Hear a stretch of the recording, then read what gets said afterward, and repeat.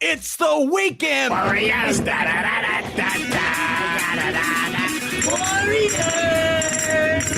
Coming to play! Yeah! Here we go!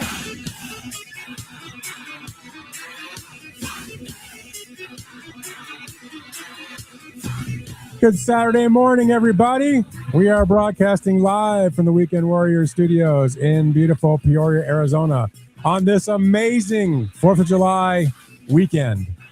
I'm Ralph Romano. Alongside my partners in crime, we've got the legendary Philip Americo Amorine.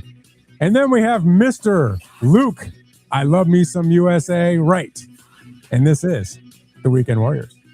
Yes, and if you are listening to us right now live as we are being broadcast and streamed across this great nation of ours with the length of I don't even know where I'm going. But if you are watching us right now, go ahead and comment wherever that may be. That, of course, could be on Instagram. That, of course, could be on Facebook. That could be on X. And lastly, but certainly not leastly, that could be YouTube.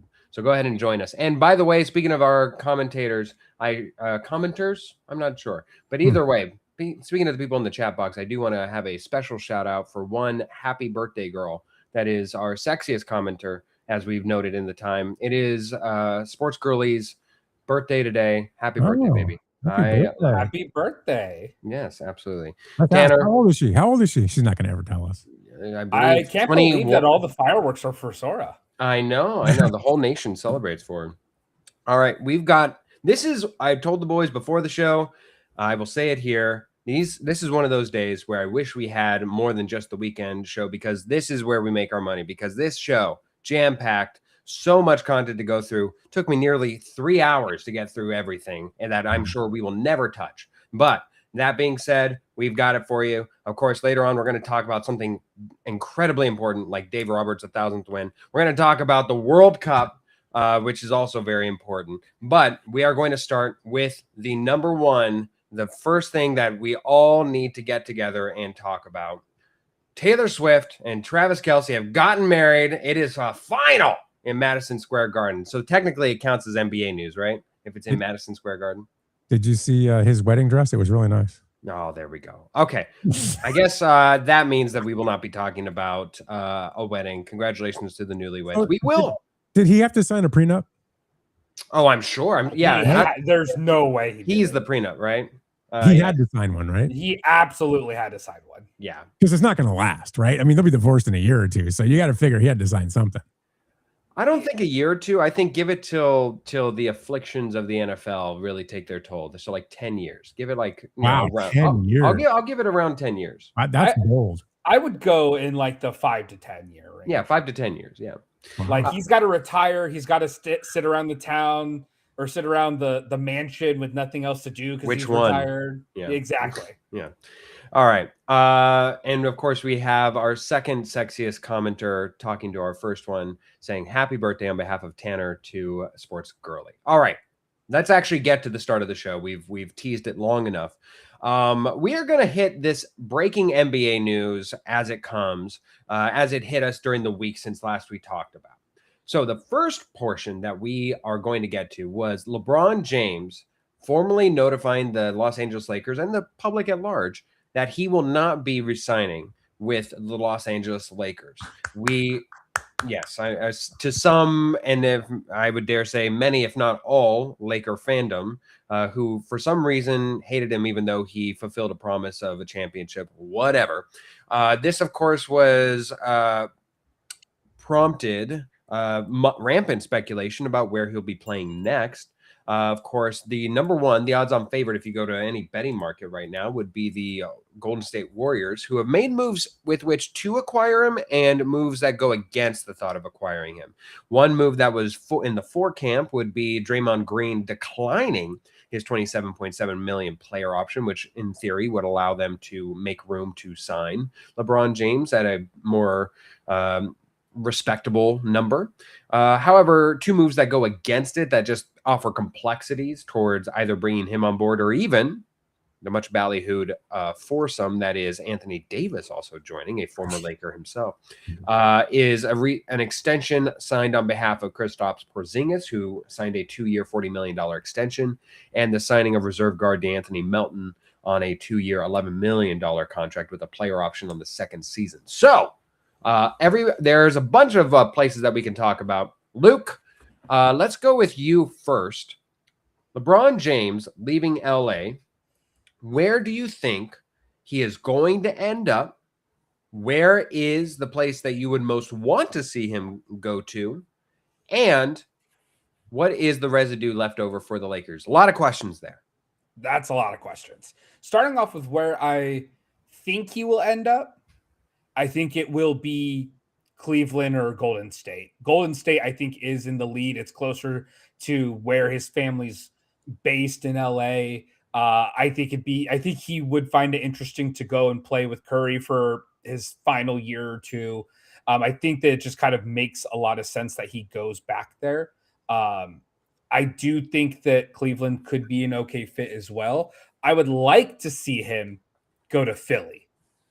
I think that he would be a great addition to Philly. I think that a veteran leadership with championship experience is exactly what Philly needs. It's what Brown needs. It's what Embiid needs. It's what Maxey needs. I think he can slide in. He does not have to be the number 1, the number 2, or the number 3. If he just goes in and keeps his head down, hey, I don't need to play 35 to 40 minutes a night. I can just be in the starting lineup. I can play 25 to 30 minutes. I don't need to run the offense. I can play good defense for a smaller amount of time, and I can help be this mentor to this team in a weaker conference, and I can give them that final push. And Philly's still a big city. It's still, I know it's cross country, which will make it kind of difficult, but I think in terms of fit, that would be where I would love to see him go. As for residue of the Lakers, I think that this is just a very good breaking point away for both of them. I think that the Lakers knew what was going to happen. I'm not even fully convinced that it was like a one-sided decision. I think the Lakers kind of maybe under the rug said, hey, leave. We don't want you here. If you try to stay or anything, we will just kind of trade you, sweep you under the rug, do whatever we need to, because we're ready to move on. And I think it showed, because within 24 hours of LeBron leaving, you got hit with just trade, sign. So I think that they were ready for him to leave, and they already had the dominoes, and they were just waiting for him to hit send on the tweet, and they just tapped that first domino. Ralph, when we look at LeBron James leaving as a Laker, I'm curious, what do you think as a Laker fan, as the resident Laker fan? What do you think his legacy as a Laker is? And then we can talk about the Lakers themselves here in a minute. But first, about his legacy as a Laker. Do you think it's worthy of a statue? Do you think it's where do you find it? It's funny. And those of us from LA know who Fred Rogan is, and he made the comment this week, and he talked about it never really felt like LeBron James was a Laker. We don't have, when we think Lakers, we don't think LeBron James. It's like he never was a Laker. And I know it's a weird thing to say, but it's kind of how we feel. I've never seen a player leave LA after helping him actually win a championship where the fans were like, good, get out of here. We didn't really want you here. We don't like you. And I think that was a lot of the way people thought in LA. And I was one of them. I never really liked LeBron for a lot of reasons. And I never felt like he was a true Laker. When I think Lakers, I think Kobe, I think Magic, I think Kareem, I think Shaq. I don't think LeBron James. So is he worthy of a statue? Absolutely not. He'll never get a statue in LA. I don't think the fans want him to get a statue in LA. So I think we're all happy. We loved hearing the news that he was leaving. I mean, it made me happy. I've been wanting him to leave for a few years now. I think he's more of a hindrance than a help. This is Luka's team, and I love what they're doing and how they're building around Luka. And I think even Luka's finally like, okay, let's finally move forward. We can finally get past this thing called LeBron that we used to get a title, but it hasn't really done much for us the last few years. And I think that's how we all feel. I guess it's somewhere in between the idea of like a homegrown talent, a la, like you said, like the closest that you can come to in thinking that LeBron James is a Laker resides somewhere in between the Kobe of it all, where he never played a minute for another team other than the Lakers, such as Magic Johnson, who was drafted to the Lakers, and somewhere in between that and on the other side of the spectrum, Karl Malone and Gary Payton, where they played 1 year and you're like, do you think of them as Lakers? No. So, but I think the interesting test case would be Kareem Abdul-Jabbar, right? Where Kareem Abdul-Jabbar, in theory, played equal parts in Milwaukee as he did in LA, but he made such a long and extended stay in LA that he is now far more regarded as a Laker than he is in Milwaukee. Even though, again, it's much more comparable than anything else. LeBron, out of any other tenure, certainly stayed the longest he has in one linear stay with the Lakers. So I'm curious. I don't think you're wrong, Ralph, on how Laker fans perceive LeBron James. It never seemed to be a fit between Laker fans, and like it always seemed to be an animosity because of the battles that were faced with Kobe specifically, and how that felt like a finals that was robbed from us, and that there was like 1 year where that possibly could have happened. And because of that, there was just a built-in animosity that Lakers fans never fully embraced LeBron as their own.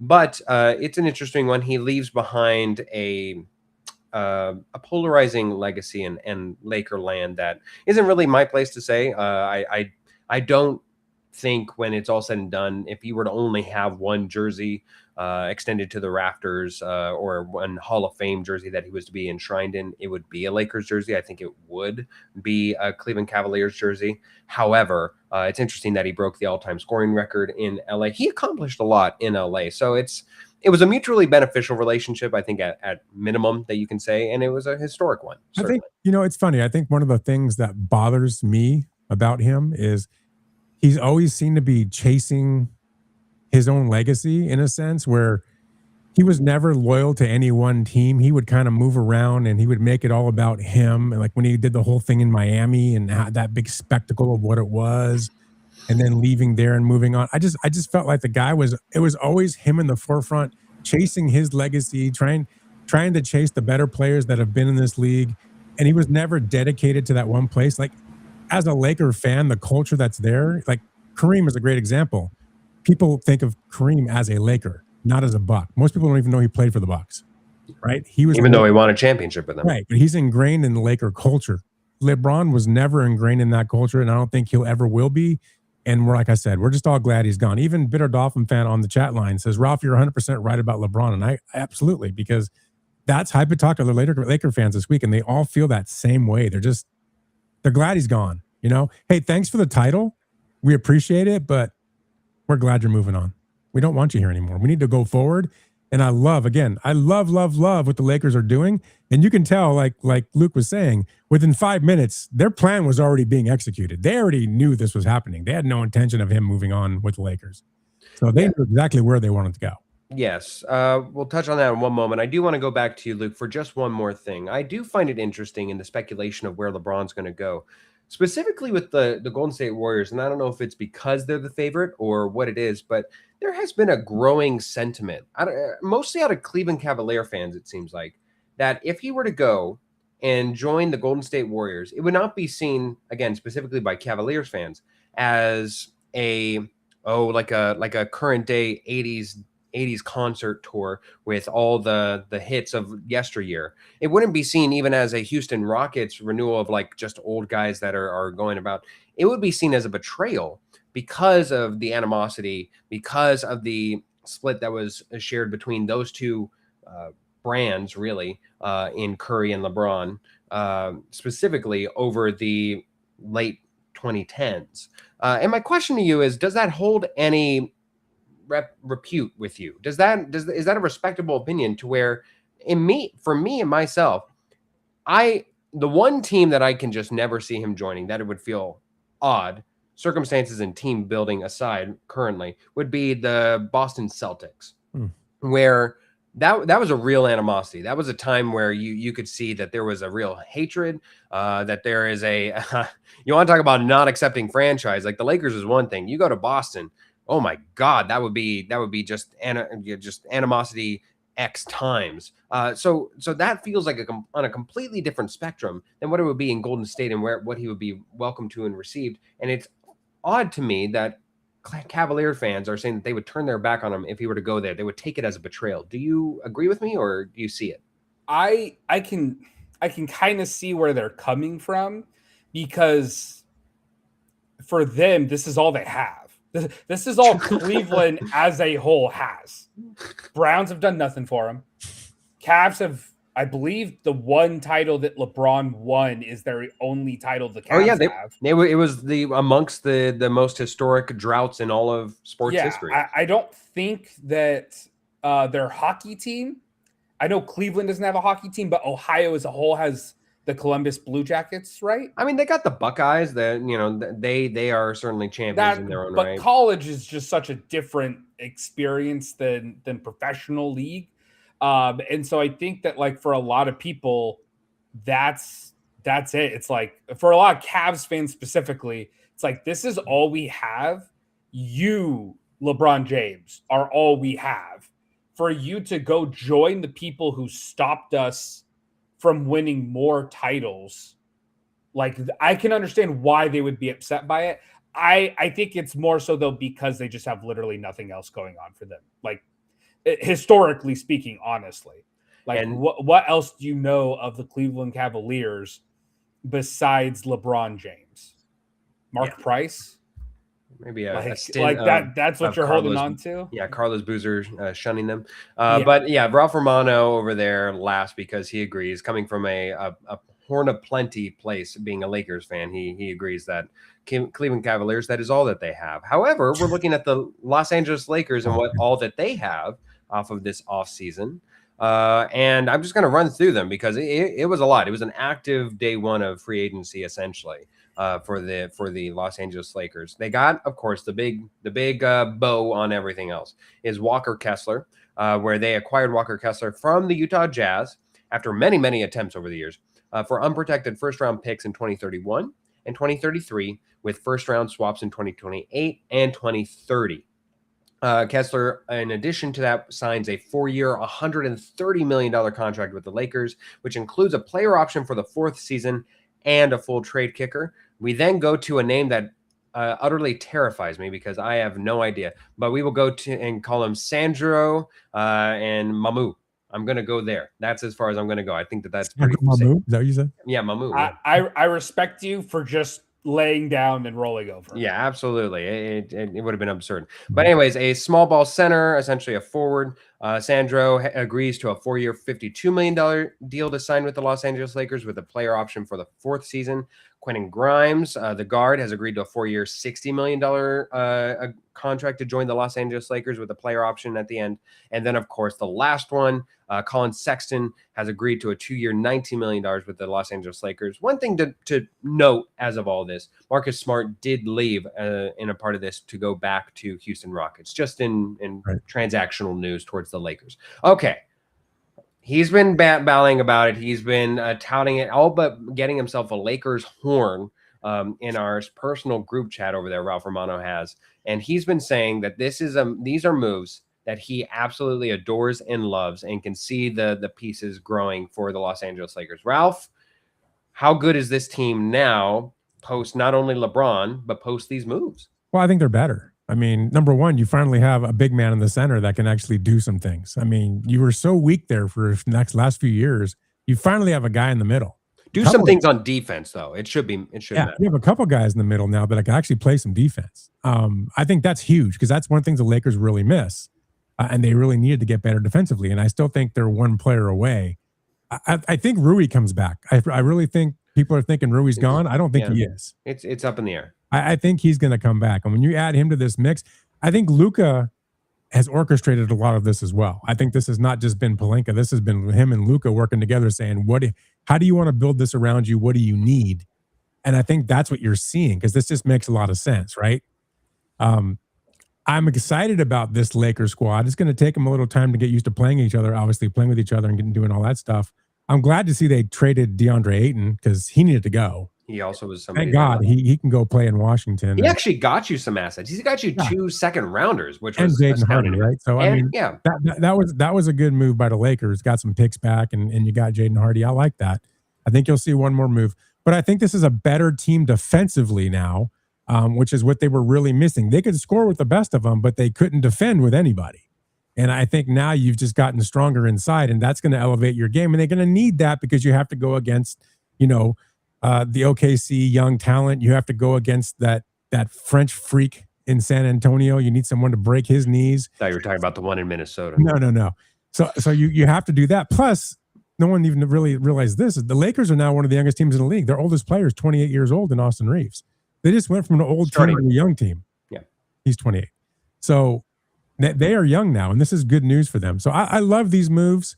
I think you're going to see a really highly competitive Laker team next year that can compete, and we'll see. I think if you can get one more piece, you need a defensive piece to guard some of the bigger forwards in the conference. I think that's what they're looking for. I think once you get that, this team could be interesting next year. I don't know if they can win it all, but I think it's going to be interesting, especially if you have a healthy Luka, a healthy Reeves. That's huge. So I guess my question to you, Ralph, just to follow up really quickly, because I know that this is a team that you live and die for.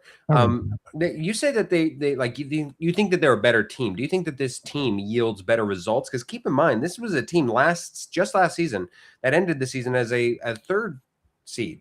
Right. Like that was a favorable team that was hot, that had a stretch there late in the season that everybody was starting to buy into. Like, again, you're saying like if they have a healthy Luka, I mean, you're right. Like one even could argue maybe that they would have fared a little bit better had they had a healthy Luka even in the playoffs. So my question to you is, does it yield better results? It does, because you have the size inside now. You didn't have, that was always going to be your weakness. And in the Western Conference, if you don't have size in the middle, how are you going to get past San Antonio? Right? That freak is going to be all over you. I mean, this is how it is. Or how are you going to get past OKC, who just drives you in the middle and just scores on you left and right? You have to have that presence in the middle. So I love what they've done. They've addressed the need. Okay. And I think they're better for it. LeBron, you look, LeBron's a freak. 42 years old, doing what he does. I'm not going to take, even though I don't like him for a lot of reasons, I'm not going to take away with the fact that he does is amazing. But he's at the back end. He's going to start getting more and more hurt, like we're seeing. He's not a number 1 or a number 2 anymore. He still thinks he is. He's not. So it was the right thing to let him go chase his ring somewhere else, which, by the way, I think him in Miami would be interesting, which is very possible, actually. Yeah. And he could actually win a title there, I think. I think that's the one place where I think he can go and win a title. I'm not sure he can go do it in San Antonio and Oklahoma City. Because of course, I don't think he'd go to either one of those. I just don't see that. I don't think he's going to either. Right. But I think he could go to Miami. I think he actually would be. That's an interesting move for me. Go back to Miami and try to win another title. But anyway, I think it's good that he's gone. The Lakers are going to be better for it. They move forward. This is the Luka era now with Austin Reeves, who I think is a great number 2. And I'm excited about Kessler. He's a big old white freak, and I like that. We are now white power team, I guess. I don't know what you want to call him, but Ralph likes to get white and freaky, apparently. White and freaky, yes. Yes. Luke, not Luca, but Luke, I think that my biggest problem with this is overall I like it, right? Like it's a youth movement. It is a bet really on the upside of all these players. Even Austin Reeves, who's a part of this flurry, it just hasn't officially happened yet, but they've agreed in principle. But they are betting on the upside of Walker Kessler. They are betting on the upside of Austin Reeves. They are betting on the upside that they can possibly get in one of the other 3 free agents. You would love it to have 2. Because those are good contracts that they can move if they either outperform them or even if they underperform, that they'd just be nice contracts to move. But my problem is that when you got Walker Kessler, it's funny for a Lakers culture and roster that has been consistently throughout the LeBron James era so stingy and so unable to maneuver around and do anything outside of just what's on the margins since Russell Westbrook.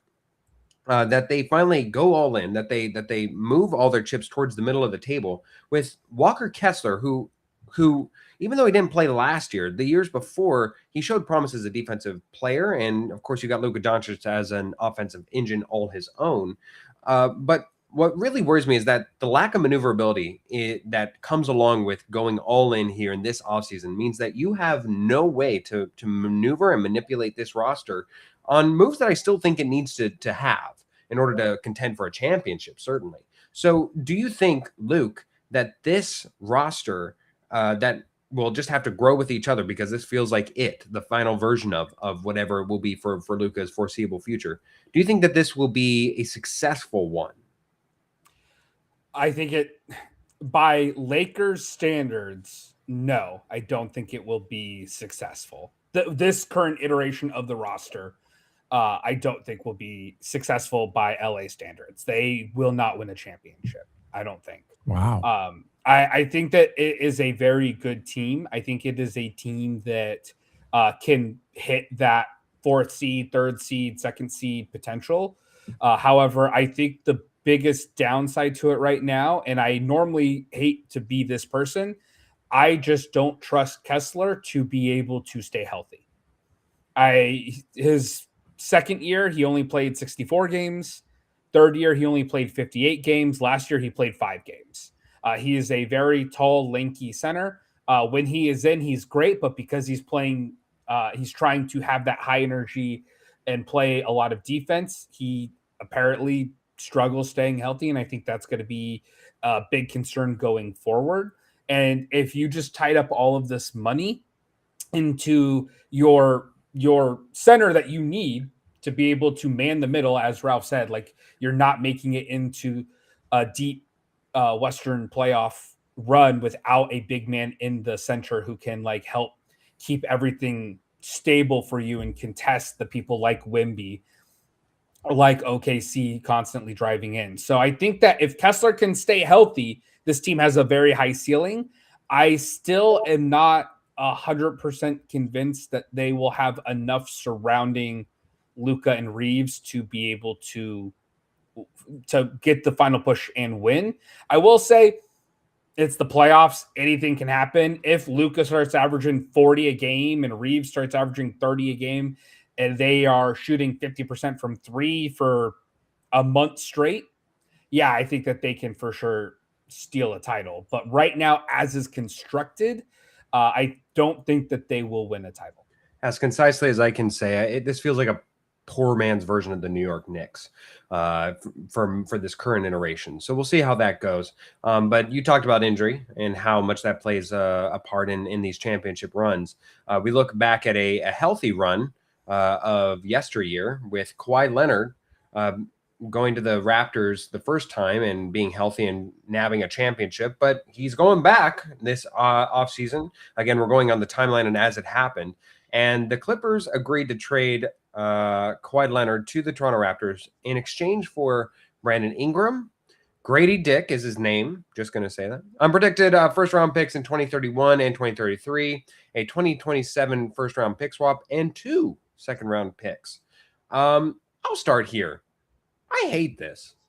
I look, for the Raptors is where I hate this the most, because the Clippers, great on them. I mean, they're under investigation. They're going for a youth movement. They've got, if not the best coach in the NBA, amongst the top 3. He is in a small room. So the fact that you finally have a culture that it will be fully bought in and that everybody's going to kind of play to earn their spot, where the guy who makes the most is going to probably be Brandon Ingram. And even he's not going to be secured. He's a tradable contract. If you want to just trade him as a contract or as a trade piece, he'll be fine. He serves a purpose. He heads back to LA.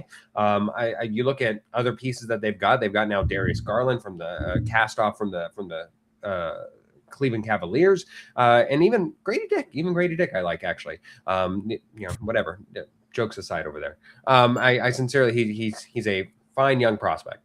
However, it's really, had it just been for either the draft capital or had it been just for the players, I would have been much more appeased about how this turned out for the Raptors. But the fact that you gave up the draft capital that you did, along with the draft pieces, or sorry, the player acquisitions that were Brandon Ingram and Grady Dick, I I hate this for the Raptors. They're essentially going all in with their youngish core, centered around Kawhi Leonard, who, let's all face it, you want to talk about health, that feels like an aberration year last year. While, yes, he did have a tremendous year statistically, even made his way into the All-Star game and what have you, and performed admirably in the play-in, not even the playoffs, the play-in competition, but still got out of there.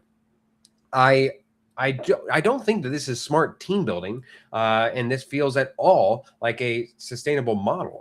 Luke, are you going to be the person that says that I love this move for the Raptors? Absolutely not. Absolutely not. Leonard has not played more than 70 games in a season since 2016. His second to last year with the Spurs.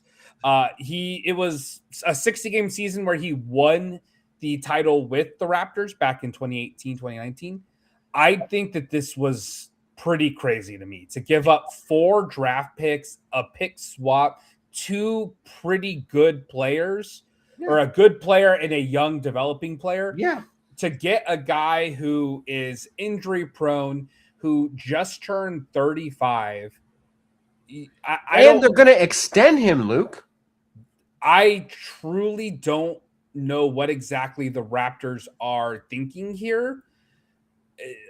Do you honestly think that you can win with a core of RJ Barrett, Kawhi Leonard, and Scotty Barnes? Ideally, Luke, I think what it is that they have like those 3 guys that can technically guard 1 through 5 in a pinch, but that's if all those guys are even all healthy. I mean, my God, they won't be. Like I really like Scotty Barnes. I really like RJ Barrett. I do think that they are underrated players who will be good pieces in future teams when they leave Toronto. But yeah, I truly don't understand what Toronto's thought process was making this deal. I think that this is basically just going to handicap them for the next 3 to 5 years. Ralph, you've been a big Grady Dick fan from the beginning. Did you like what Toronto did here? Or you? I feel like they were reaching. I feel like they went after a name that meant something to them 10 years ago. Yeah, like the only guy that they have. It's just like, hey, you remember this legend from yesteryear? Let's just bring him back. It's Toronto. Why not? That's kind of what it felt like, right? Yeah. I mean, it makes no sense. It's almost like they're intentionally trying to destroy anything that they can put together going forward. This is typical of teams in Canada, right? This is what you guys do. This is why you don't win. This is typical Canada. That's all I'm going to say. Make no sense. You're not going to be relevant for the next 5 years because of this move, and he'll be 40, and you'll have him extended till he's 40, and he'll still play 10 games a year if you're lucky. I don't get it. I honestly, all kidding aside, it's like somebody was drunk when they did this. It made no sense. None. We move along from the move that would have been the talk of the worst in the offseason for the one that is the one that usurped it. The one that we could have had an entire show just based off of this one move alone. I will be shocked if either of you two have a positive word to say on this upcoming move, because I can't seem to find a single person, a single pundit, analyst, dare I say even fan of the Boston Celtics for making this upcoming move. Jaylen Brown has been traded. Not shocking. Jaylen Brown has been traded to the 76ers. A mildly surprising, but okay. Jaylen Brown has been sent to the 76ers in exchange for Paul George, 2 first-round picks and 2 second-round selections that go back to Boston in order to complete the deal. So essentially just an even player swap because they fulfill the same contract this year. And then, of course, draft compensation for 2 first-round picks and 2 second-round selections. Who wants to start? Well, I will. I just think it shows what Boston thought of Jaylen Brown. They had very low perception of him because why would you do this? Why? Why would you go get Paul George, another Kawhi Leonard? He's another Kawhi Leonard in my sense. And, that's what he is. He's always hurt. Hasn't been great for years. For Jaylen Brown, who is a great player who's producing for you, something went on in the background here that we're not aware of because Boston had a disdain for Jaylen Brown for some reason, and they were just going to get rid of him no matter what. I don't understand why they handcuffed themselves with what they got for him, but okay. And Philadelphia, I mean, sure. I mean, I guess for them, I mean, I don't know. Did you think they gave too much? No, I think they. You think they gave a little too much? I mean, oh, so you don't even like it for the six? See, I'm going to go outside of that because here's the thing, Ralph. I sincerely, let me ask you this, Luke. Do you think that the 76ers would have had to attach a first round pick in order to get somebody to take Paul George this offseason, and they would have said no? Sorry. Yeah. The 76ers, do you think that they, heading into this offseason, before Jaylen Brown was even a concept in their mind, before he was a twinkle in their eye, but do you think that they would have attached a first-round pick and happily just given up Paul George to the Utah Jazz, whoever, to just take on that bad contract? Yes, they absolutely would have. So when you think about that, then the Celtics got, for Jaylen Brown, got the second worst contract in the league currently as it stands, along with a first-round pick and 2 second-rounders. That's all they got for Jaylen Brown. Astounding. Luke, make it make sense. The Sixers got Jaylen Brown. That's how I can make it make sense. Positive, yeah. I can't make it make sense for Boston. I truly don't. The only possible thing that I can think of is that everybody and their grandmother knew that Jaylen Brown wanted out, I guess. And so, like, for what it's worth, it was reported that he never asked for a trade or even demanded a trade. I also heard that, but I just can't think of anything else.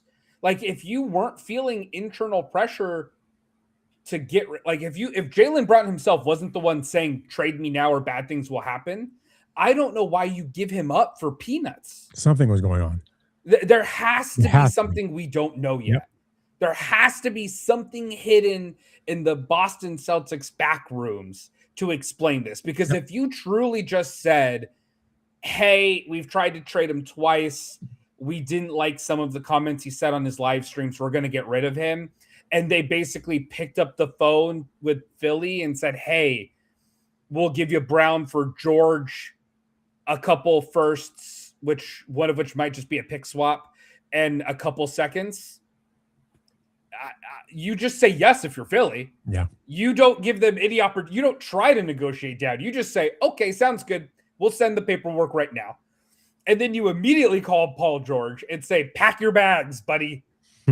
I truly don't understand how this possibly could have worked unless there is something we don't know yet. It is confounding in a bunch of different ways. First of all, it makes me completely rethink and reconfigure on how Milwaukee accepted the Heat's offer, which now looks tremendously better, I will say. Because if this has to be a referendum on how not only how the Boston Celtics felt about Jaylen Brown, but how the league as a whole felt as Jaylen Brown.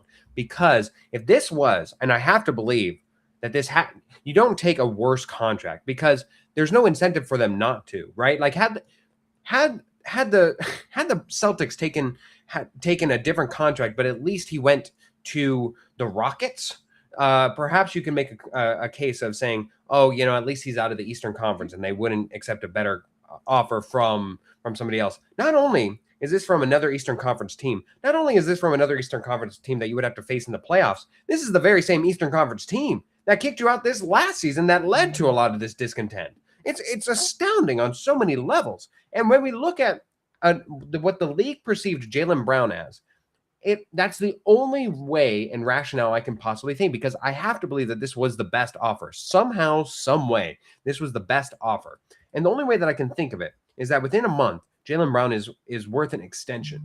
Now, if you think somehow Paul George is on a bad contract, Jaylen Brown has an extra year added on to it because they have the exact same contract. And then you would have to tack on at least 2 years to the extension that you feel like he would deservedly demand and want, especially after a tumultuous offseason of which he was a part of many trade packages. So maybe you just wanted to altogether avoid that whatsoever. But when you look at his talent level, when you look at his accolades, and you look at even the fact that he just recently won a championship for you, like, yes, has it been a messy offseason on his behalf? Yes, but that was somewhat instilled by you, the organization, bandying him about time and time again. That can understandably lead to human emotion and frustration. I do not for a second comprehend how this trade is the best one, but it must be. And if it was, my only argument to it is that if this truly was the best trade package you could receive, then just keep him. I don't, even if you didn't want to extend him, I would argue that he's worth more or the exact same next offseason, and then you could be at least get closer to I don't even know, expiring contract trade around that you can offer as a three team deal or something, and just take an entire offseason and auction him around. But for this to have been the best one, I would have just stuck with Jaylen Brown. We can go an entire show off with this, and at some point we need to move on, and so I'll try my best too.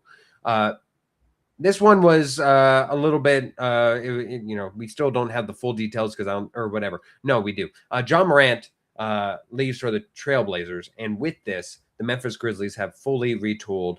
Just quickly, Luke, Trailblazers, all they sent back was Jeremy Grant and Chris Murray to the Grizzlies. So essentially just to offset the contracts. Now the Trailblazers are just blazing their way through a guard-heavy rotation without the Wemby of it all. Do you like this move for either team more so than the other? I think that Grizzlies probably could have gotten back a better package. I get that maybe they didn't want picks and they just wanted players. Wow.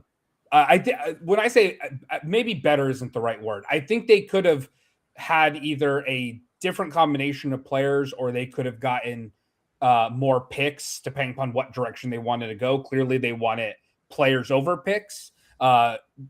Two solid players. They're not really as good as Ja Morant, but you are just, if you're the Grizzlies, you're just tired of dealing with Morant's issues. So you send them off. I think the Trailblazers cannot be done, as we have stated both on the show and off the show now. There's too many guards. You have too many guards. Drew Holiday, Damian Lillard, Ja Morant, Scoot Henderson, Shaedon Sharpe. In all honesty, Denny also basically plays your role of point forward. I mean, he really moved forward and showed a lot of his potential with the ball mostly in his hand out of desperation in the playoffs. So that if you saw that, I don't know why you would make moves towards getting more players to take the ball out of his hand. I digress. They can't be done. They have to be talking to teams trying to trade more of these guards for bigger players or defensive pieces to surround Ja and whoever they decide to keep. But overall, it's a trade that I don't think either team is done yet. And so the trade itself, I think, is fine. Yeah. And then we go to one that Luke Wright specifically wanted to make sure it was in the rundown. And I can't say I disagree with him. But the Suns add Miles Bridges to their roster for a late first-round draft pick. And I don't mean late as in it was late in the draft selection. It's late as far as years go. So, Luke, go ahead. Enjoy. I offer you the floor. Thank you. I want to start off, and I'm not going to spend my whole time here because I could spend the rest of the show doing this. Please don't. Miles Bridges is not a good person. He has tons of character concerns. I never wanted him to be traded to the Suns purely based off the domestic abuse charges. Not a fan of him as a person. I'm not even a fan of him as a player, to be perfectly honest. So this was a two-way loss for the Phoenix Suns. I think that they got rid of two pretty good depth pieces. You have two people who could have been starters for you, or they're good off the bench. They give you three-point shooting. They play with high effort, even if it's Grayson not Allen always and the Royce best O'Neal. effort. Yes, thank you. So overall, I think that you got back a player who you want to play as a power forward, even though he's not a consistent rebounder. He's not the best three-point shooter, and he is another player who needs the ball in his hands to be good. And I think that that is a terrible fit for a team that you're trying to build around Devin Booker. That is, in theory, who your star is supposed to be. But now you have Jalen Green, who is also a bad fit because he's just the guard version of Miles Bridges, where he needs the ball in his hands and he needs to drive and score. And you have Miles Bridges to the mix. Devin Booker's not going to get the touches. And on top of all of this, you have a lot of good quality young players who you need to develop who have now lost even more minutes and more shots because of this. I don't think that this made sense from a fit perspective. I don't think it made sense from a team morale perspective. I haven't even talked about the shots that Dylan Brooks takes that he's now going to have less of. I think that this comes down to, and this has been a huge trend in Matt Ishbia's ownership. Oh, hey, here's a Michigan State guy. Let's pick him up. Let's do something to collect all the Spartans. It wouldn't surprise me if he goes for Draymond Green. It's a terrible thing that I think that this team is actually just getting, unfortunately, worse. They also signed Luke Kennard, which I do like the pickup in a vacuum, but I think they needed somebody who shoots a lot more than Luke Kennard, and they needed him to be able to come in and be that efficient spot-up shooter who will do volume. Luke Kennard has never really been a volume shooter, although he does obviously shoot at like 48% last year from the three, which is fantastic. So overall, I just think that this was a bad trade. The only real positive for me is getting back an earlier first-round pick, although that's still 3 years away before you can see anything from it. Overall, the Suns need to continue to make moves because right now, your entire starting lineup is filled with people with injury concerns, people who need the ball in their hands. You do not have enough shots to go around. It's, I think, just bad team construction. And if this team goes into the regular season as this being the final iteration, they will regress and they will fall possibly out of the play-in entirely. I think this is another example of Matt Ishbia being the Jerry Jones of the NBA. He's a terrible owner. He doesn't know what he's doing. He thinks he's smarter than everyone in the room, and he continues to make bad decisions. And this is another one. I'm with you on this. And he's the reason Phoenix is never going to do anything because he keeps making the wrong decisions. He's just not, I don't think he's equipped to be an NBA owner at this point because I think he thinks he's the smartest guy in the room. Yeah. And I think also the fact that you're trading for this guy in particular, and I mean, this guy off the court, horrible person. And then you also look at the 2033 pick of it all. That is a valuable pick. Like, let's not make any qualms about it. The Phoenix Suns are not even the Golden State Warriors, are not the San Antonio Spurs. Like a 2033 San Antonio Spurs pick would even be worth something because you just don't know how it's going, how the league will and everything will change in 7 years. But for the Phoenix Suns in particular, who are very hot and cold, and that could actually be I'm not joking when I say that could be a number 1 overall pick. It has the possibility. It doesn't feel as uncertain, again, as the San Antonio Spurs, even the Oklahoma City Thunder. So the fact that you're going that far out just feels wildly irresponsible. One last topic I want to get to, only because we have Ralph here. And I'm curious about what he specifically thinks about this, because we didn't discuss this, but I do want to add this to the rundown. Tim Hardaway Jr. signed a 1 year. I know Luke knows where I'm going with this. Signed a 1 year, $6.5 million deal with the Miami Heat, who we talked about as Miami Heat needs shooters. This guy fits a mold. He's going to slide right into the Norman Powell role probably and be on the starting side of the rotation. Okay, fantastic. Whatever. We can talk about that. However, he's Tim Hardaway Jr. because Tim Hardaway existed. Tim Hardaway played for the Miami Heat and has his number retired up in the rafters of the Miami Heat, number 10. Normally, Tim Hardaway Jr., in honor of his dad, has been playing as the number 10.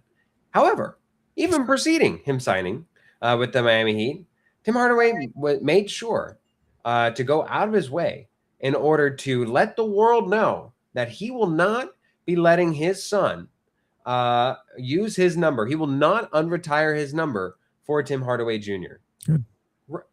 That's exactly where I wanted to go. Good. Ralph, what do you think about a guy who named his kid after him, who says he has his own legacy, but yet felt so entitled to name his kid Junior? How do you feel about a dad who will not unretire his number, not for just anybody, but for his kid? I love it. Oh, my God. I love it. Oh, my God. I may have given you my name, but get your own damn identity. Get your own number. God. Come on. Establish yourself. And I've seen you play. You ain't wearing 10. You can wear what Bronny wears because you suck. How's That that? is incredible. By the way, I hope Bronny gets traded to the Heat. I'm done. Okay. I Come boggles. on. I love it. I love it. I knew you would have strong feelings on I it. love it. I think it's funny. It's for me. You It's have to have absurd. kids to understand it. If you had kids, you'd understand. I think it's funny. I think it's hilarious. I don't think Luke finds it funny, but anyways, I find it kind of sad. it's The dude had 2 good years in Miami. Don't even know why his numbers retired. it is odd. It's an aberration of all the numbers. He had 2 good years in Miami, and then he proceeded to just be hurt the rest of the time. Don't know why his numbers retired to begin with. Because Miami. You obviously want him to carry on your legacy. You named him after yourself. Might have been drunk. You had a chance to change it. You've had years to change it. So I mean, it's fine. I think it's weird that he was like so vocal and like absolutely not. You're my son, but no. He's having fun with it, and if you guys had kids, you'd get it. I don't think he was having fun with it. I think he is, even to this moment, having fun with it because he knows he's kind of abusing his kid on a public stage, and I think it's kind of funny. Yeah, it is a public spanking, and just for It is a public spanking. It's kind of funny for no reason whatsoever. All right, speaking of publicly spanking people, the geez. USA, the good old US of A, Mexico and Canada, all the host countries of this year, have advanced and won their first knockout stage games in varying fashions of impressiveness. I will admit, when USA was matched up against Bosnia, I was out and about, and I went to a sports bar, and let me tell you, I might have shed a single patriotic tear. That was crazy. Let me tell you, that in that arena, that environment, there were chants of USA after a goal. There was a collective outrage. Like I was afraid for the servers when the goals were being called offsides both times. And let me tell you, there was going to be a fight erupting. If there was a single Bosnian in the group, they would have had some words for throwing that freaking red card. And I say friggin' because I can't say what I wanted to say. That was a red card. You said that was a legit red card? Absolutely. No, in the terms of soccer, absolutely. Okay, so let's this get is why soccer sucks. Yeah. If that's a red card where you not only throw somebody out and then also suspend them for another game, it's just a terrible sport. But you almost broke the guy's ankle. I mean, I get it. I get why. The guy came up behind him. I know. I watch a lot of soccer, but I'm telling you right now that movement, that result is a red card in soccer. That's just what it is. It was a dangerous move. He almost broke the guy's ankle. It wasn't intentional at all. I don't think he absolutely tried to do it. It's just a matter of the game's moving so fast, and that's just where it landed. I mean, I get that. I'm not saying it's right, but I'm saying that's a red card in soccer. It just is. But you already gave it up there, Ralph. I mean, part of the whole equation of a red card is what intent is. And I don't think that there's any replay. To go from no card whatsoever to go back to replay and go to a red card, when red card is defined in part by intent, and I don't think a single person could. In part, yes. I saw that ankle twist, and every announcer too. The minute they saw it, they went, "That's a red card. He's done." There's no way. Every announcer that I listened to said, "No, it's not a red card." Yeah, it's done. There's nothing you can do about it. I mean, you're right. Now there truly is nothing to be done, and it hurts the U.S. big time for this next game. So that's I think now that we're going on. So now that we are without one of our top 2. Best scorers, if not our best. I mean, depends on what you see. He's your best scorer right now. Yeah, I was gonna say Pulisic is more like in an ideal place. He's not your. Yeah, he's your setup guy, not necessarily your scorer. But he did go out all out. He stepped up in the second half. How do you find the USA matching up against Belgium? This is gonna be tough. Belgium's this is their first real test, right? This is the first, in my opinion. This is a step up in competition. Now you're playing a real team, right? I mean, you've got guys on this team, Lukaku and De Bruyne from Napoli. So obviously I'm a Napoli guy. 2 of the better players on Napoli and Serie A. A couple other guys they have. This is a legit squad in Belgium. And you saw it in the last game they played where they kind of were lackluster and they got back at the end here and just scored. Lukaku scored, then the other guy scored and boom, and they won the game. This will be a big test, and losing that one player on the U.S. is going to be tough, and it's going to impact this game. And honestly, as much as I want to see the USA win this game, I'm not sure they can. This might be their loss. This is going to be a very tough team to beat. What would you put it as a percentage, Ralph? Like where would you lean, and what's your percentage? Like USA versus Belgium. I'm curious. Percentage as far as what I think their chances are to win? Yeah. Keep in mind, it's Monday Night Football in Seattle. Yeah. Football. 45%. 45% USA? Yeah. Oh, so you would even favor Belgium? Yes. Oh, wow. Okay. If I'm betting this, I'm putting my money on Belgium. Wow. They're a better team. The U.S. is playing really good soccer, and they're going to need the crowd, and they're going to need just the emotion to get them through this game, to win a game like this. Which they will have. Belgium's a better squad. They just are. That's fascinating. See, from all that I've seen, and certainly from what I've seen, and I'll be honest. I mean, I only started watching Belgium once we got rumored about that would probably be where the next stage was. So I watched a bit of the last of the group play for Belgium, and then watched their knockout game.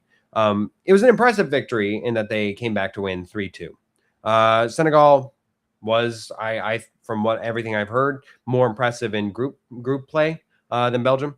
And I do think that Belgium is the type of contender, like the old paper lion that we would want if to where you can step up in class, but it's the type of team that you would want to face if you are the type of makeup that this young USA men's national team that's in their physical prime would want to step up in, to where you're going to get a bunch of veteran savvy moves. You're going to get a class in how to act in a game and everything. Right. But Belgium, to me, I don't know that they have the physicality. I mean, this is a team that is on its golden years. This is a team that even 4 years ago would have been something, but now it feels like this is just this is their last dance. What they have is the veteran leadership and experience, and quality veteran leadership and experience, guys that are playing in top tier teams in Europe that the U.S. really doesn't have, right? And they're going to control possession in this game, which is going to be hard for the U.S. because the U.S. likes to control possession, but they're not going to be able to. Belgium will control it. So the U.S. is going to have to be able to counterattack in a way where they can open some opportunities. This is where Pulisic is going to have to be huge. He's going to have to get the ball on his feet, and he's going to have to create opportunities for them and find a striker, whoever that's going to be, if it's going to be Pepe or whoever it's going to be, because that other guy's gone, which really hurts in this situation. This is what I'm saying. Him being gone is really bad because they're going to need to counterattack to score, because Belgium will control possession. I mean, the guys that Belgium has, and they're going to work the ball around, and they're going to create their opportunities and probably score on some set pieces. So this is going to be tough for the U.S., really tough. I hope they win. Yeah. I'm not going to be surprised to see them lose, though. I just think Belgium is a better quality team in this position. That's my opinion. Bitter Dolphin on the message line talking about a topic ago, saying that was a red card. Studs up in any league is a red card. And then on topic, heading to Luke, Belgium is not that good. It may be close, but I think the USA will win. And Phil was right. Belgium did not play good in the group stage. So Luke, if you had to say where you're favoring, would you go Belgium or USA? 76, very relevant number today. 76%, 76.6%. That's the winning percentage at home in Seattle when we play Monday Night Football. So unlike Ralph, I respect the Seahawks fans. I respect Seattle in their home court, their home field advantage. I don't know. Ralph doesn't. Sam Darnold's not playing for the USA. But you don't know that, first of all. they have an open roster spot for Monday night. I'm going with the U.S. I'm not a Napoli homer, so I'm not going to give them unnecessary respect. They have not looked good at all. They got, I won't say lucky, but they barely were able to even make it to this round against Senegal. Like, you do not get to you scoring 3 goals in the last 20 minutes of play, starting in, I think, like the 84th minute and then going in extras, right? That one went, that's the one that went in extra time. Yeah. You deserve to be applauded for that, because that is an impressive thing to do. The fact that you were in that position to begin with is also not great. So I'm still going to side with USA, because unlike some people on this show, I'm a patriot and I support my country. So let me just say this, and this is typical in a World Cup tournament. You have to throw out the first round of 30. The first round, the whole stage to get to the knockout stage. Yeah. The way teams play, throw it away. It means nothing. You take a look at the guys that advanced, and then you go from there. A team like Senegal, another point, these African teams, the way they play, they're very aggressive. They're very fast. They create a lot of problems for the European teams because of their style, which is what Senegal did to Belgium, which I expect when I see a Morocco, a Senegal, a Nigeria, teams like that. This is how they play. I respect the heck out of those African teams because of how they play, and they cause chaos. But again, they lost to Belgium. Belgium is better than they've played in the first few games, and you're going to see that going forward, in my opinion. I think they are better. Again, the veteran leadership and the quality of guys they have in that team is going to make it tough. The U.S.'s biggest chance is, again, counterattacking or getting to penalty kicks. That's your two biggest chances. I think it's a regular flat-out game, man-to-man, mano-a-mano, you lose. I don't want you to lose. I want you to win. I want the USA to win. I want them to win the World Cup. I'm just being realistic. Notice how he says they and not us. Get him out of here. I will say, when I went out to the bar, there was this very nice woman. I don't. She seemed lovely. Who had 3 paint stripes across her cheek of red, white, and blue. And I got to tell you guys, if you're gonna go out and do such a thing, you gotta add the little dots of white, because otherwise it looks like you're supporting France. I went to the thing. I was like, oh, when did France play today? Oh no, that's right. It's our day. It's you gotta. France should be blue and red. Do they throw white in there too for France? Yeah, they have. Yeah, they have it's blue, white, red. Yeah. I hate French people, but anyway. Anyways, I would say this too. If you look what I think Mexico and Canada, the other 2 host nations, I think they're going to meet their demise as well. now Canada has a Right, let's go Morocco. Morocco's good, man. Morocco's good. I know. Morocco is good. They're going to kill Canada. Canada's lucky to be where they are. Also, fun fact, Morocco, the very first country in the world to recognize the United States as a sovereign nation. That is true. Okay, well, that's a Also, I believe the last time that there was a major scale national pirate attack on us was as a nation was Morocco. But I will say, let's go into what I think will be probably the most emotional game of the century. There is very little hyperbole with me on this. Oh. And that Mexico-England game, I'm trying not to make this too much. People have already died in preparation to play this in Mexico City against the very obvious not Mexicans in English. Huh? What do you mean by the obvious non-Mexicans? I'm telling you, Mexico has offered a national limitation on viewing parties, has offered a beef in national security, and where it will be hard, where they are throwing urine-covered condoms onto the field and just saying, how do you do? Welcome to El Nacional.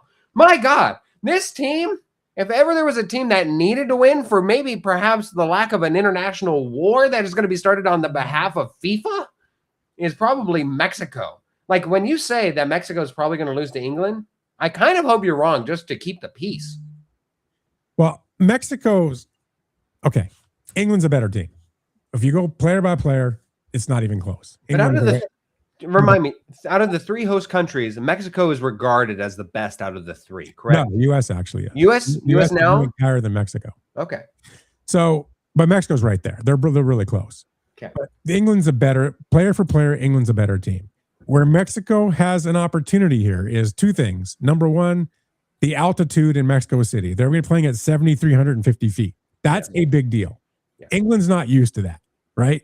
So that is going to play into this. There's no doubt about that. And number 2, the Mexican fans are just nuts, right? Like you just talked about. The atmosphere will be fantastic. So that's worth something. Did we see what was given, what the English team was given permission to use to combat the altitude? No. They were granted a Viagra exemption. Let's not be looking at their shorts during the game then. Okay. Just say they were granted the exemption. Apparently, Viagra helps with altitude. All right. Yeah, I dare say that they could have just looked down into the stands and just gotten the same effect. Those Mexico fans. Yeah, let's put those trunks away. Great fans. That's interesting. I didn't know that. Yeah, it says, and bitter Dolphin fan, England's coach is already making excuses about the elevation because he knows that's going to play into this. That's a big deal. Because Ralph, I'll be honest with you, I don't think that necessarily out of all the major sports and where like the altitude and weather and home field can make a difference or not. Soccer is probably more the minimal ones. I mean, that depends on where you go internationally because they all are supposed to feel the same. But this feels like if ever there was a home field advantage, that stadium will be rocking in Mexico City. It's a base. It's an altitude altogether not unfamiliar to the English. Have you ever been to Mexico City? I've flown over. So I know somebody that knows somebody that met somebody that's been there. Okay. And it's really hard to breathe there. I've heard, yeah. It's really hard to breathe there. It actually, anyone going there for the first time, if you're not used to altitude, if you're not coming from Denver, if you're not coming from the top of Flagstaff, it's tough. And it's gonna be an issue. All that said, I think Mexico can win this game because England has a history of losing big games. Especially on North American soil. Yes, Ooh. they do have a history of doing that. So even though England, I think, is the better team, I think Mexico can pull this out. All right. So we want the only host nation. No, I'm sorry. We want the two host nations of USA and Mexico to win. Again, if nothing else, to keep the gosh darn peace, international peace. Well, Canada just doesn't have a chance. Morocco's going to destroy Canada. They're too fast for Canada. We're already at halftime, and Canada and Morocco are remained at 0. So, I mean, it has been feisty over there. Feisty. Well, Morocco's got to break out its stuff. He'll take care of them. Yeah. Do we know, is this the last game that Mexico would play at home? Yes, I think this is it. I believe Okay. so. All the rest of the games going forward will be in the U.S. Yeah, it's correct. Okay. So. This is it. So this is their big chance. If they do this today or whatever it is they're playing tomorrow, this is a big deal for Mexico. Tomorrow, 5 I don't think they've p.m. ever gotten any farther than this. Be there. The Mexican fans Be certainly there. will. Yeah, absolutely. Listen, and I will say, for bitter Dolphin fan, I am sorry, but I did mention this last week. You don't want to go to penalty kicks because anything can happen. Yes. And we saw what happened to Germany. Yeah, Germany. Ooh, that was a big upset. That they went to penalty kicks, and they got wiener schnitzeled. Right in the buns. Right. No sauerkraut, no nothing. That was a big deal. That was a huge. I know that hurt. Bitter Dolphin fan. It hurt like being a Dolphin fan to see that happen. Oh, I'm sorry. Awful.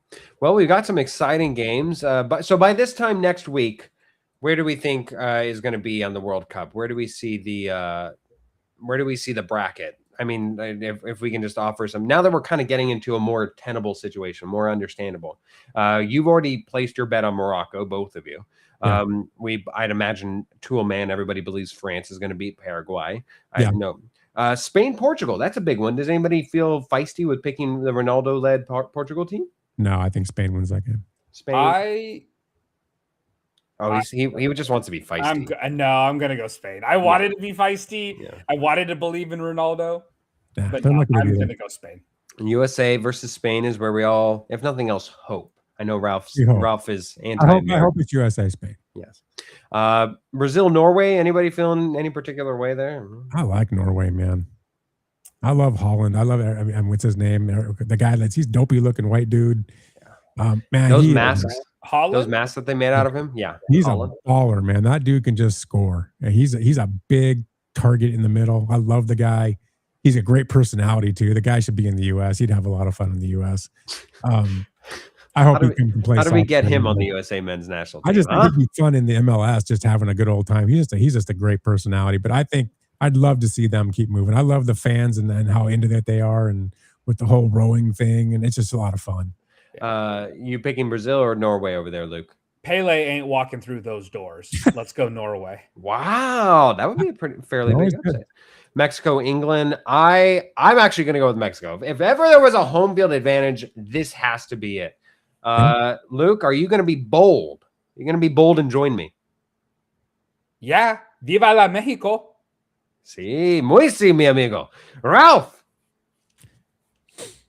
He wants to. Join us. Join us. We got tortillas, mi amigo.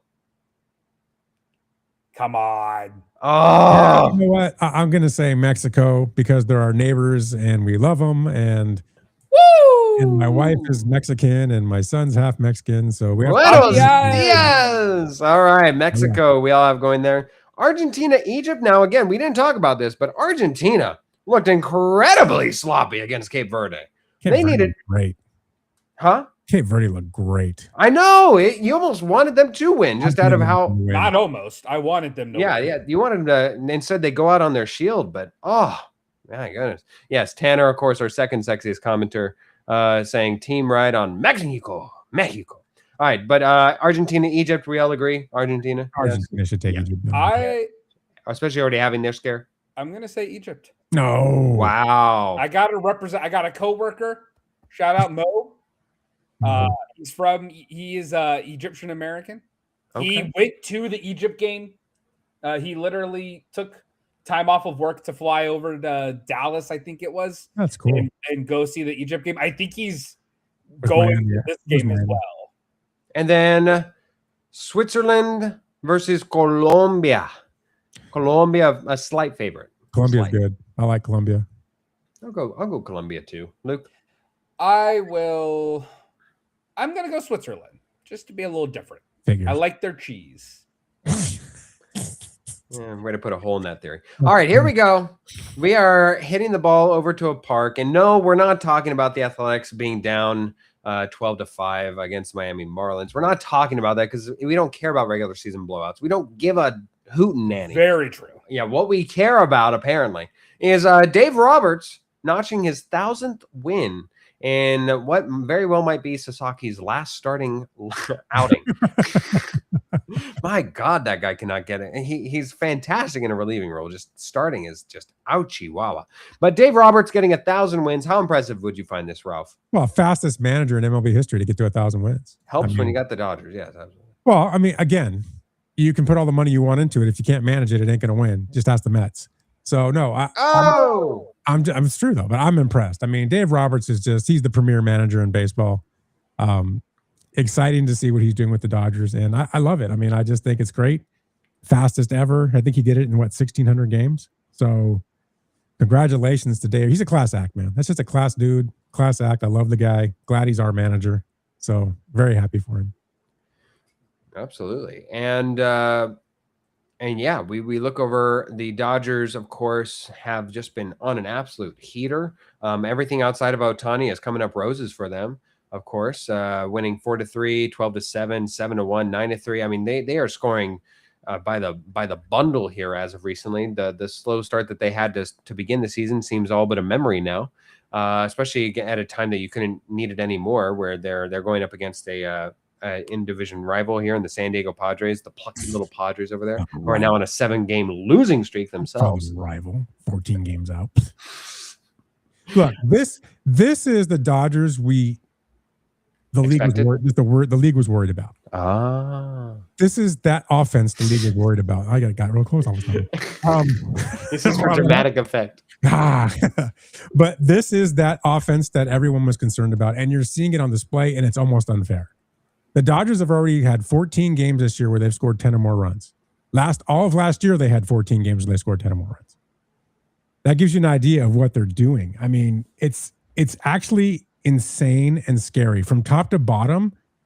I don't know where you take a break as a pitcher in this lineup. You just can't. And they're all hitting. It's not like, remember last year and the year before you had guys going through these bad slumps? That's not happening. And they had to rely on the bottom of the order. Well, in the beginning of the year, we saw that where the bottom of the order, 7, 8, and 9 was carrying this team. Now you've got 1 through 9 hitting. And you're seeing it in the production. They've outscored every team by about 100 runs on the year so far. They're not giving up runs. This is a scary team. This is the team everybody was worried about. This is where everybody said it's unfair. You're starting to see it on a nightly basis. I mean, they have a 14-game lead in the division right now. And they have half their pitchers on the IL. Yeah, I'd say the only relief you get there in that lineup is Kyle Tucker. But he's hitting too. I was going to say, but he's coming into form here right now, right? He's about a 260 hitter, 265. So he's almost right there. Yeah. So, I mean, even like last night, the Padres have the lead 3-0 the whole game. Dodgers load the bases in the 8th inning. Teoscar, who was struggling a little bit, comes up, hits a grand slam. I mean, that's what they're doing. I mean, and it's just ugly. And it couldn't happen to a better team, San Diego Padres. You guys talk so much smack the last 2 years, and you're 14 games out, tied with the Diamondbacks right now for second place, 14 games out. There's not even another team above 500 in the NL West right now. That's supposed to be the premier division, and it's actually the weakest division in the NL. They're making it look weak. Luke, I mean, what else is there to say except the Dodgers' dominance? Dodgers be good. It's Wow. that simple. When you have a not terrible manager and you have a lot of good players, you're a good team. Not surprising. Are they going to win the World Series, Luke? Are they going to win the World Series? Yeah, probably. Probably. Unless this is it, unless they're peaking too early, that's the only possibility I could think of is, hey, we all peaked in early July and now we have nothing left for the playoffs. I don't think that's going to happen. Well, and also the Ohtani of it all, because I mean, I mentioned it earlier here, but Dodgers to hold Ohtani with his biceps out Saturday after his exit is the most recent news here recently.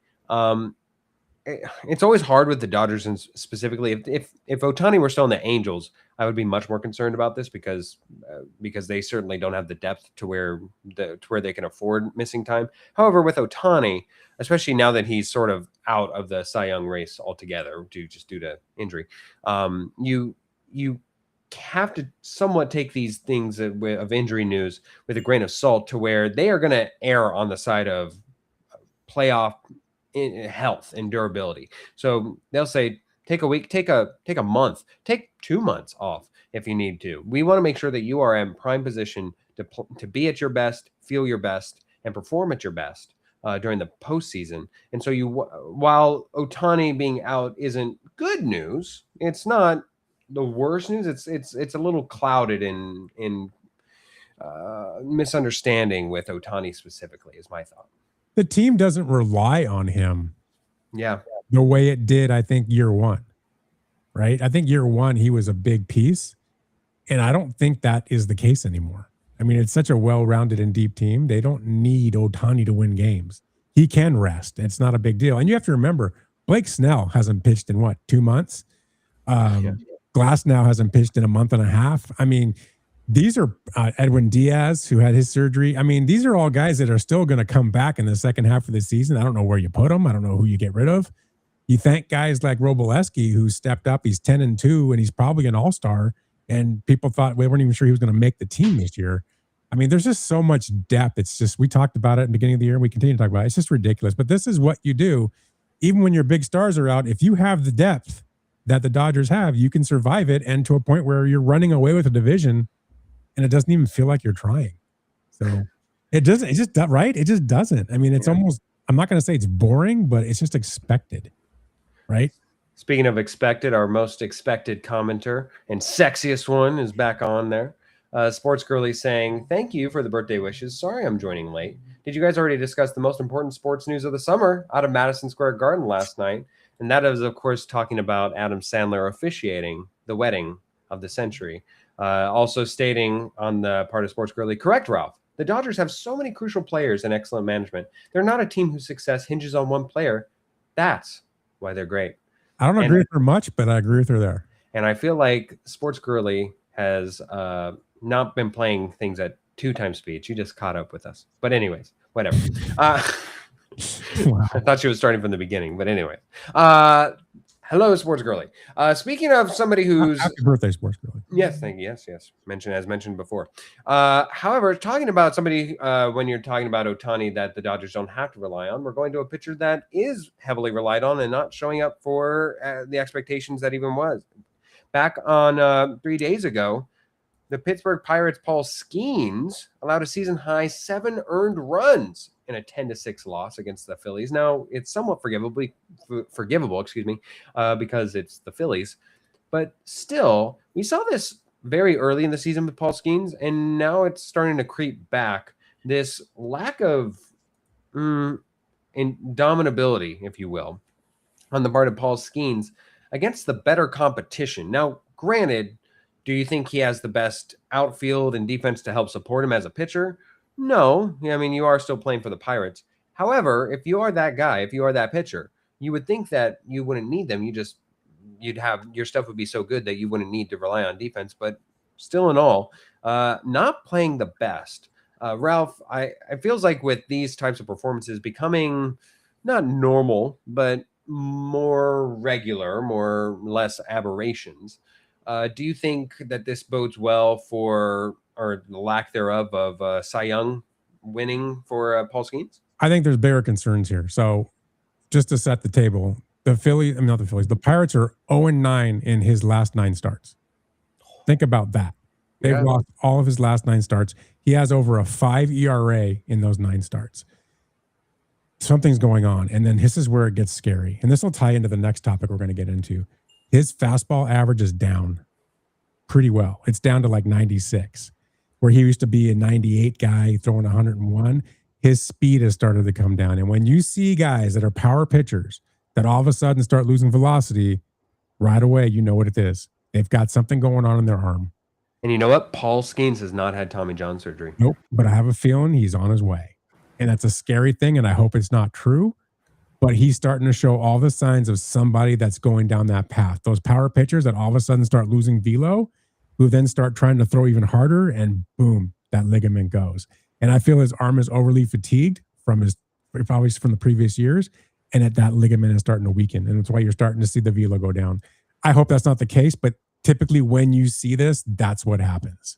And that would be my concern right now for the Pirates. And I would almost want to pull back and really reevaluate his arm and everything about him right now, and even potentially shut him down.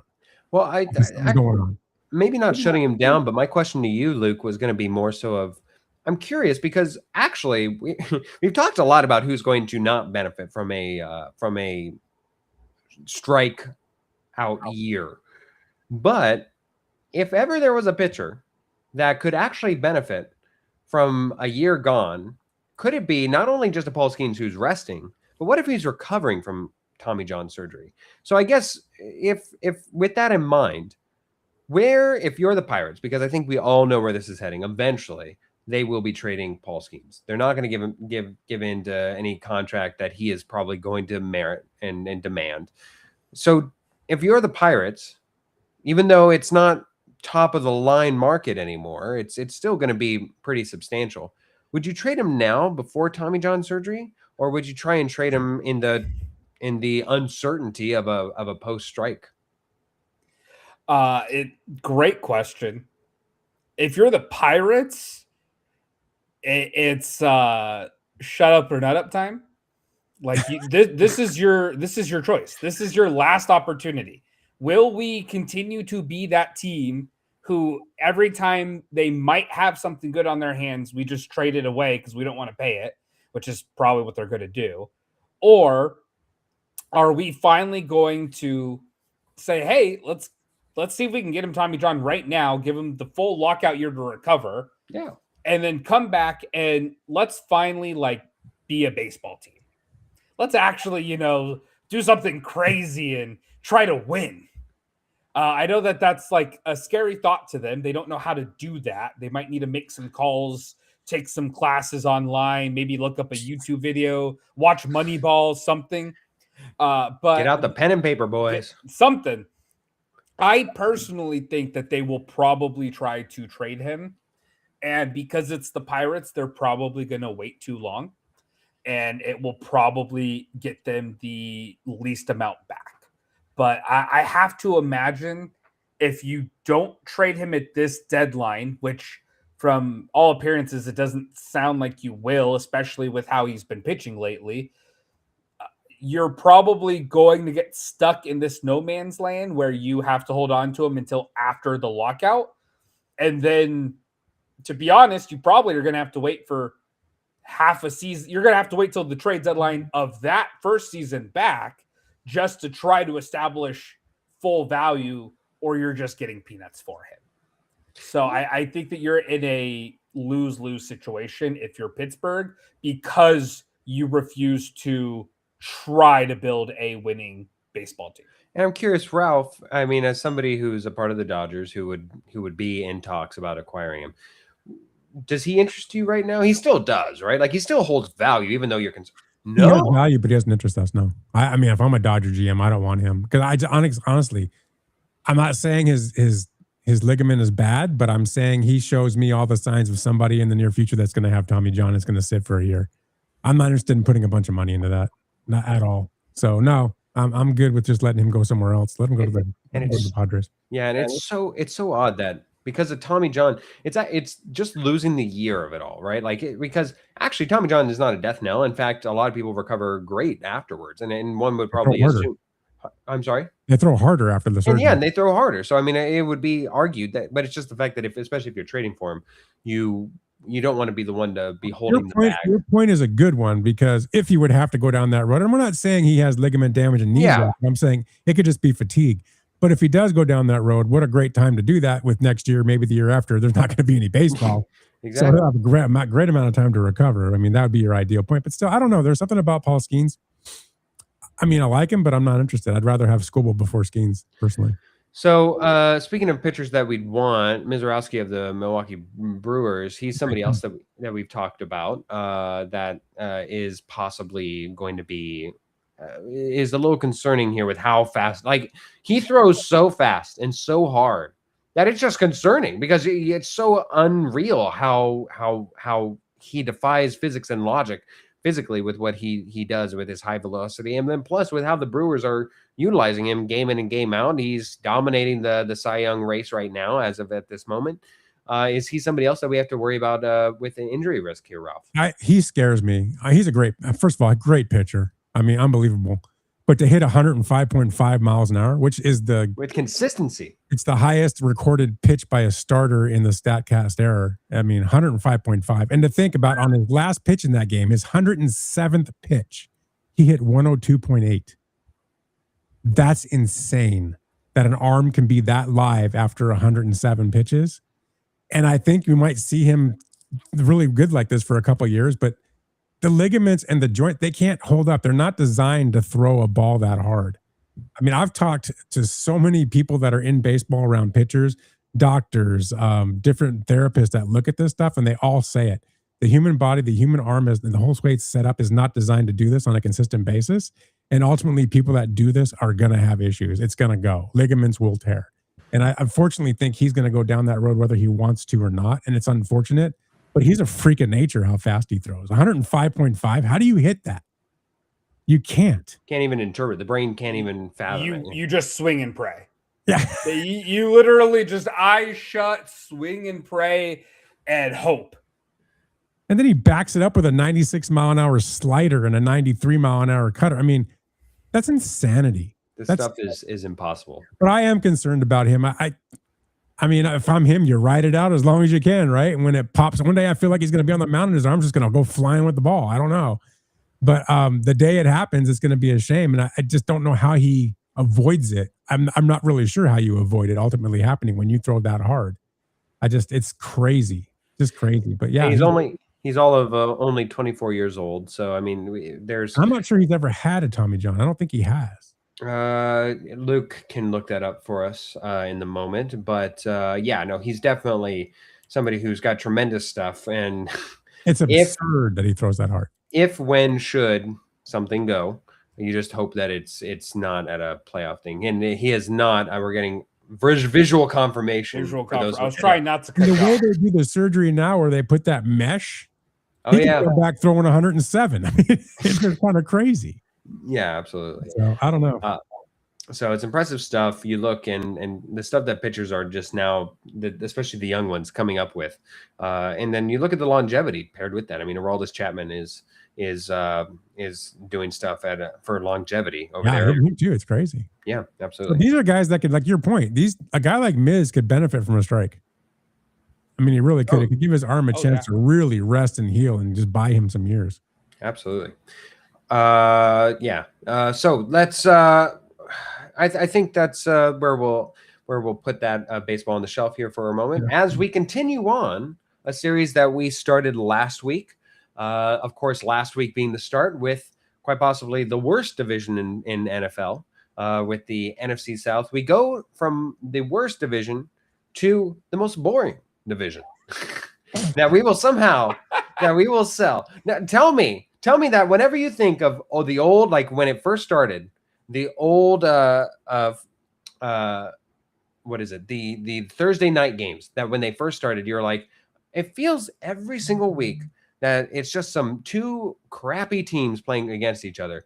It was always AFC South teams. It was like, oh yeah, the Jaguars and the Titans headlining Thursday nights and just atrocious highlighter yellow and highlighter blue uniforms. So we move along to the 8x8 series where all 8 weeks leading up to the last week of previewing the NFL, we are going to be going to a different division. This week, we are going to the AFC South. And we need an intro for this. We do. I'm going to do an intro. Yes, absolutely. Something 8x8. You know, In and Out. Oh, that'd be such a 8 patty in and out. Yeah, they do an 8x8, don't they? Oh, they can't. They'll do anything that you. I know they do a 6x6. You know what it is, Ralph, and good luck on finding a clean version of this. But you know how whenever you just slap that meat onto the grill, each week you just add another slap. So last week it would have been just, and then so this week it would have been. Ah, yeah. I kind of you don't want the slap sound, you want the sizzle. I want a slap and a sizzle. Okay. So we get the 8x8 week number. All right. Yeah, there we go. All right. 8x8, week number 2, AFC South. We're just taking care of the South and getting them out of here because everywhere you can only go up from the South. Racist. All right, here we go. We're going to start out with the team that did the worst last year. We're going to look at the Titans. Of course, in case you somehow missed their offseason, we'll go through a quick rundown. In the first round, number 4 overall, much to Luke Wright's happiness and ruining his mock draft overall. Carnell Tate, wide receiver out of Ohio State, was drafted. And of course, they traded with the Bills for the 31st pick in round 1 in Keldrick Falk, edge out of Auburn. Round 2, they got Anthony Hill Jr., linebacker out of Texas. They did hire the Bald Brigade and Robert Saleh as head coach and Brian Daboll as offensive coordinator in this offseason. They signed a personal GOAT for Luke Wright, Wan'Dale Robinson, to a 4-year, $78 million contract. And I'd say finally, but amongst the moves that they did, we talked about this on the show, they re-signed Jeffrey Simmons to a 3-year, $100 million extension. So if you have not been a part of our series as of yet, of course, we headline this by each having a thought, a clear statement, and then maybe defending that statement as we go through on each team. So I will start us out here on our first team here on the Titans. My statement for the Titans is I have a Titanic sinking feeling about this team. The worst prediction I had all last year was around this team. I predicted them to win this cruddy division, and they nearly managed to nab the first overall pick. This is the team where I can see the foundation and studs of a good team being built, but it's a team that feels a year away from being a year away, as even with a better than average defense that I think follows Saleh everywhere he goes, there's just too much of a talent deficit on offense, even with Tate being drafted here, even with Wan'Dale Robinson being signed here.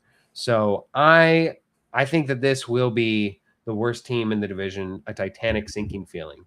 Ralph, what is your statement on the Tennessee Titans? My statement is they finally look like they have a plan. Ooh.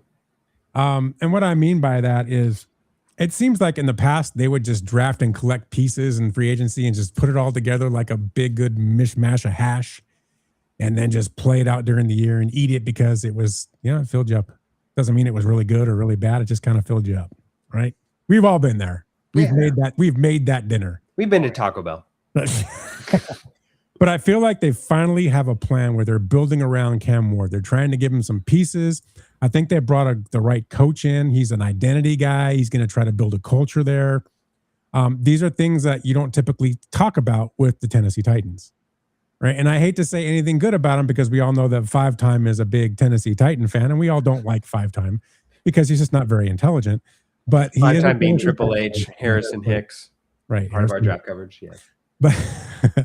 But I really feel like they finally are trying to put pieces around a quarterback that they believe in, and they brought a coach in to kind of give the team an identity. And I think that's all a good thing. So that's my statement, is I finally feel like the Titans may have a plan. Luke Wright. So my original statement, I had to change it after we have I an looked at their improv schedule. Change the graphics. My original statement was going to be the Tennessee Titans will double their win total from last year. It's Go modest. from 3 to 6. 3 to 6. I think that they made a lot of improvements. I don't know if they made any massive leaps, but they made a lot of small skips. And then I start kind of looking at their schedule because it's supposed to be one of the easier ones this upcoming year. I don't know if I can find 6 wins on it. I really don't. So I edited mine to the Tennessee Titans will have the same win total as last year. I think that they are a team that got better, but I think that unfortunately a lot of the teams they're going to play also will have gotten better, and those teams started off better and will finish better. So I think that they're stuck in this awkward position where, like Ralph said, they have a plan. They know what they're going to do. The draft was a very bad execution of the plan, in my opinion, but they at least have something written out.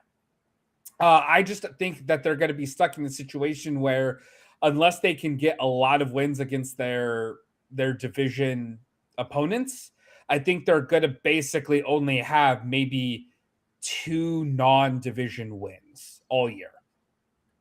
And so I think having with all of that factored in, they're going to sit right around maybe 4-ish wins total, which would be an improvement. But saying that they would have finished with 1 more win than last year is not quite as catchy. We go to the division winner of this very cruddy division. And from last year, the Jacksonville Jaguars. Again, if you've been falling asleep on what they did this offseason, I wouldn't blame you, but also we'll get into it. Round 2, number 56 overall, they drafted Nate Burkircher, the tight end out of Texas A&M. They, in round 3, drafted at number 81. They actually had 3 draft picks in round 3, so I just chose one, the earliest one. Albert Regis, the defensive tackle out of Texas A&M as well. So they found a school that they like. They also signed former Commanders running back Chris Rodriguez Jr. to a year $10 million contract to fill the void left by Travis Etienne Jr. leaving, which, of course, Luke Wright noted last week left for the Saints. So we'll go to you first, Luke. What is your statement about the Jacksonville Jaguars? The Jaguars will be completely irrelevant by the end of the year. Wow. I think that this is a team that had a very, very good hot streak last year, which propelled them to being able to win. I think that between their hot streak and the Colts and the Houston not being able to finish the year strong, it kind of led to the Colts completely collapsing and the Texans just not being able to get over the hump of the Jaguars. But I think that this team kind of just sat on its laurels. I think it's taking Travis Hunter and moving them to cornerback full time isn't going to be that big of an upgrade. I don't think Chris Rodriguez is going to be an upgrade or even a lateral move. I think that's a downgrade from Etienne. I think that overall this team is just going to struggle.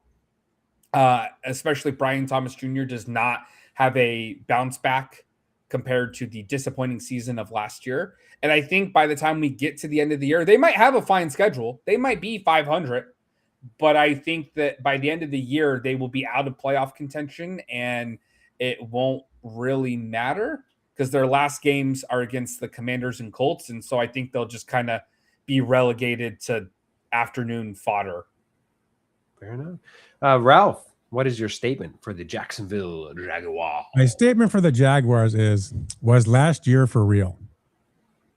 What I mean by that is you go from 4-13 to 13-4 in a year. You have a rookie head coach who wins 13 plus games. I think that's the first time that's ever happened. Liam Cohn. Both sides of the ball, this team was unbelievable last year. They set records last year, right? Franchise record, 474 points on the offensive side. The defense was amazing with the takeaways and the turnover. I mean, just they were elite against the run. This team was not the Jaguars that we've known. This was a great version of the Jaguars. It almost felt like we were in a dream, right? And so the question is that for real? And the answer is, I don't know. I guess we're going to find out and see because they're going to have a harder schedule this year. So they'll have to play the tougher games. And will this team hold up in year 2 of Lincomb like it did in Lee? Will it take that next step like the Seahawks did under Mike McDonald, and will they be even better? Or is it going to take a step back because last year was just fake? It was a mirage. It never really happened. And that's what we're just going to have to find out. And I don't know the answer to that. I'm not as confident as Luke to say that they're going to be out of a playoff contention, blah, blah, blah, because in that division, you don't have to be that good to be in playoff contention. It's not like it's really a strong division, so they could easily be there and be somewhat mediocre. So I'm not sure, but I'm really curious to see what they do with the second year under Lincomb. Are they going to take the next step, or are they going to kind of fall backwards? My gut says they're going to fall backwards, but I don't know how far. I guess we're going to find out. Last year's team being the only team that I think Ralph thought had a chance at beating the Seahawks, and I agreed with that. Yeah. But they just happened to lose in round 1 of the playoffs. My statement for the Jacksonville Jaguars is wild card hunters. The reason why this year's draft haul is so slim is because he had to give up so much with last year's trade to acquire the pick to draft Travis Hunter. And while a rough rookie year is forgivable, he needs to produce on the field far more than he did last season if this team is to make a wild card berth. I think that they'll be pushing for. They are pretty much running the same team back. And even if Hunter stays to just one side of the ball and produces a Pro Bowl level output, the Jaguars will keep their playoff stride. So even though he won't be fulfilling the promise of where he was drafted and what he would give you a production on both sides of the ball, if he even just gets better than average on cornerback and even becomes a lockdown number 2, I think that is enough for them to continue on their prosperity. I don't know that he will, though, so that's where I'm unsure of how the Jaguars look. Let's go to one of the other streaky teams in this division, the Indianapolis Colts. The first round pick was a saucy selection given to the New York Jets. That's why they don't have one. Round 2, pick number 53, C.J. Allen, the linebacker out of Georgia. Round 3, pick 78, A.J. Halsey, the safety out of LSU. Of course, this is the team that re-signed the legendary wide receiver Alec Pierce to a 4-year, $114 million deal that Luke Wright absolutely loved the value of the moment it was signed. The Pierce deal forced the Colts to send Michael Pittman Jr. to the Steelers for some late round draft pick swapping. And of course, this team also re-signed Daniel Jones to a 2-year, $88 million contract that could be worth up to $100 million with incentives as he rehabs and tries to return from a torn Achilles. Let's go to you first, Ralph. What is your statement for the Indianapolis Colts? So my statement on the Colts is it all depends on Daniel Jones. And that's the fact, right?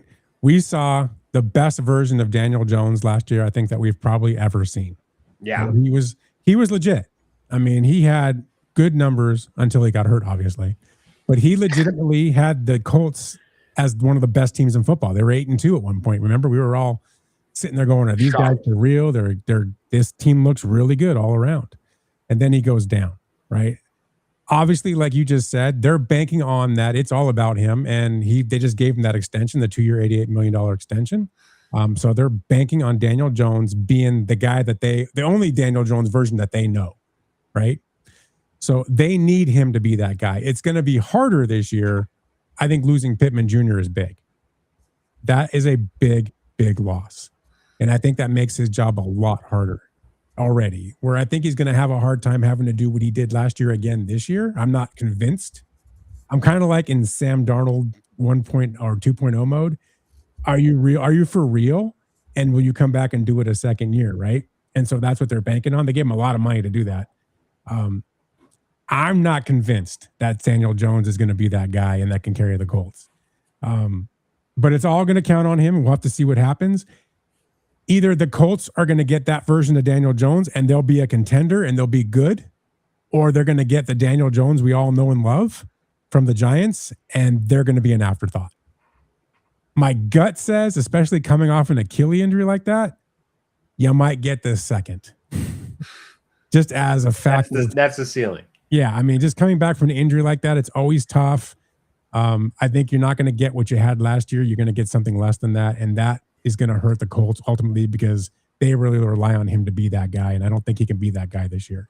So that's my thought. Luke, can you be more optimistic than they might get to second?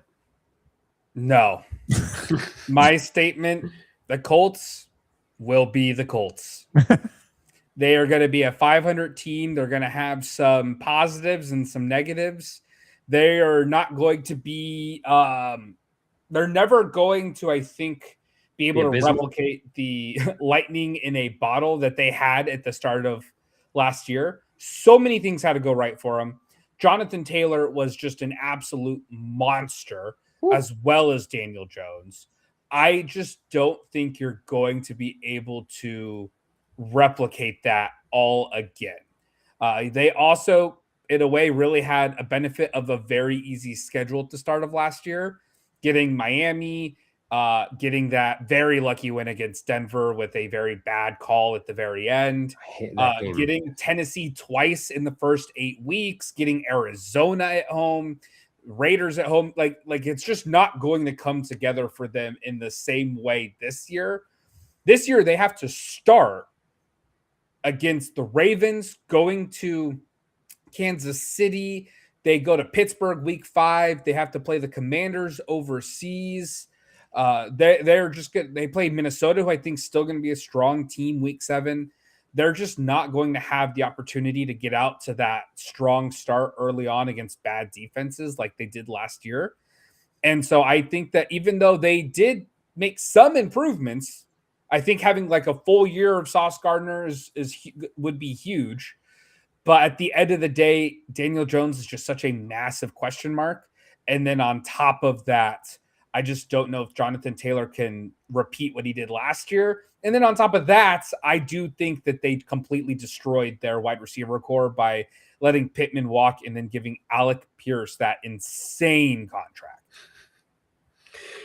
My statement on the Indianapolis Colts. Colts, 4 to 5 wins. This is an easy team to hate. Not even the players themselves, but the organization and just the stupidity they have that has run this team that once felt like they were on the edge of something other than the cliff. But with a brutal 3 games to start out the season, and I'm talking about the Ravens, Chiefs, and Texans, and the Colts having the most important parts of their offense and defense coming back from injury, of course, Daniel Jones, and then DeForest Buckner, who missed the rest of the Colts season halfway through. This team is amongst the easiest to not surprise us by being unsurprisingly bad. That's my thought. I have them being the worst team in this division. Let's go to a team that was also streaking, but in the good way towards the end of the season, in the form of the Houston Texans. The Texans, with their round 1 pick at pick 26, drafted Kalen Rutledge, the offensive guard out of Georgia Tech. Round 2, they picked 36, Caden McDonald, defensive tackle out of Ohio State. And also in round 2, they picked at 59, Marlon Klein, tight end out of Michigan. They released Joe Mixon, then traded for David Montgomery, a.k.a. Knuckles, out of Detroit, reworked Nico Collins' contract to give him a pay raise, and of course, re-signed edges Danielle Hunter and Will Anderson Jr. to massive pay bumps over this past offseason. All right, let's go to you, Luke. Luke, what is your statement for the Texans? Houston Texans. CJ Stroud will be a disappointment in the AFC Championship. Oh, I think that this defense is still going to be very, very good. I think not only did you draft Kalen Rutledge, but you also added Wyatt Teller and Braden Smith to your offensive line. I think that if you can spend your regular season and the early first few rounds in the playoffs just pounding the ball inside while playing great defense, you can make it to the AFC Championship. And then CJ Stroud is going to probably rear his ugly head and be a disappointment in the AFC Championship. That's not very nice to call his head ugly. But Ralph, we go to you for the Texans. My statement is, can the offense finally catch up to the defense? And like what Luke just said, okay, this is the number 1 defense in the AFC, top 3 in the league with the Seattle Seahawks and the LA Rams. Those 3 defenses, in my opinion, are the best in the game. We know they're elite. We know they'll do their job. They always do. But they need help. They can't be on the field the whole game. So CJ Stroud, I know we tend to poo-poo him a little bit, but he does need protection. That line is going to need to give him some relief so that he can do the things he needs to do. And then he needs to do the things he needs to do. And more importantly, he needs a running game to support him. Because if we're going to rely totally on CJ Stroud and not someone to hand the ball off to, I think he'll fail.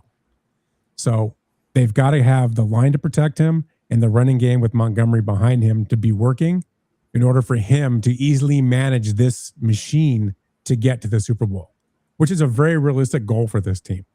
It's no different than the Seahawks of last year that had a phenomenal defense and then just made that offense do what it needed to do when it needed to do it to win those games.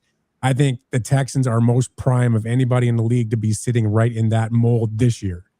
If CJ Stroud can do his job and get the protection he needs and get the running game to support him, this team could win the Super Bowl this year. They could be that good. That defense is that good. So again, it goes back to, can the offense finally catch up to the defense? If they can, sky's the limit. If they can't, they're probably a first round out in the playoffs. But they probably win the division regardless. I am so glad I went last because my line is Texans are toast. Texans are in win now mode and are aggressive on capitalizing on the fourth and last year of CJ Stroud's original rookie contract numbers. However, we don't always see elite defenses carry over production from year to year. And this one has already been elite for some time.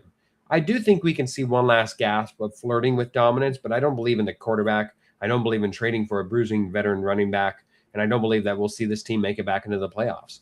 I believe this team will just miss the playoffs. So that's how I feel about the Texans. It sounds like you both have the Texans in the playoffs. It sounds like Luke has them winning the division. Let's see. The Jaguars, Luke has as irrelevant, so missing it. And Ralph can be convinced that they can make the playoffs. I have them as winning my division.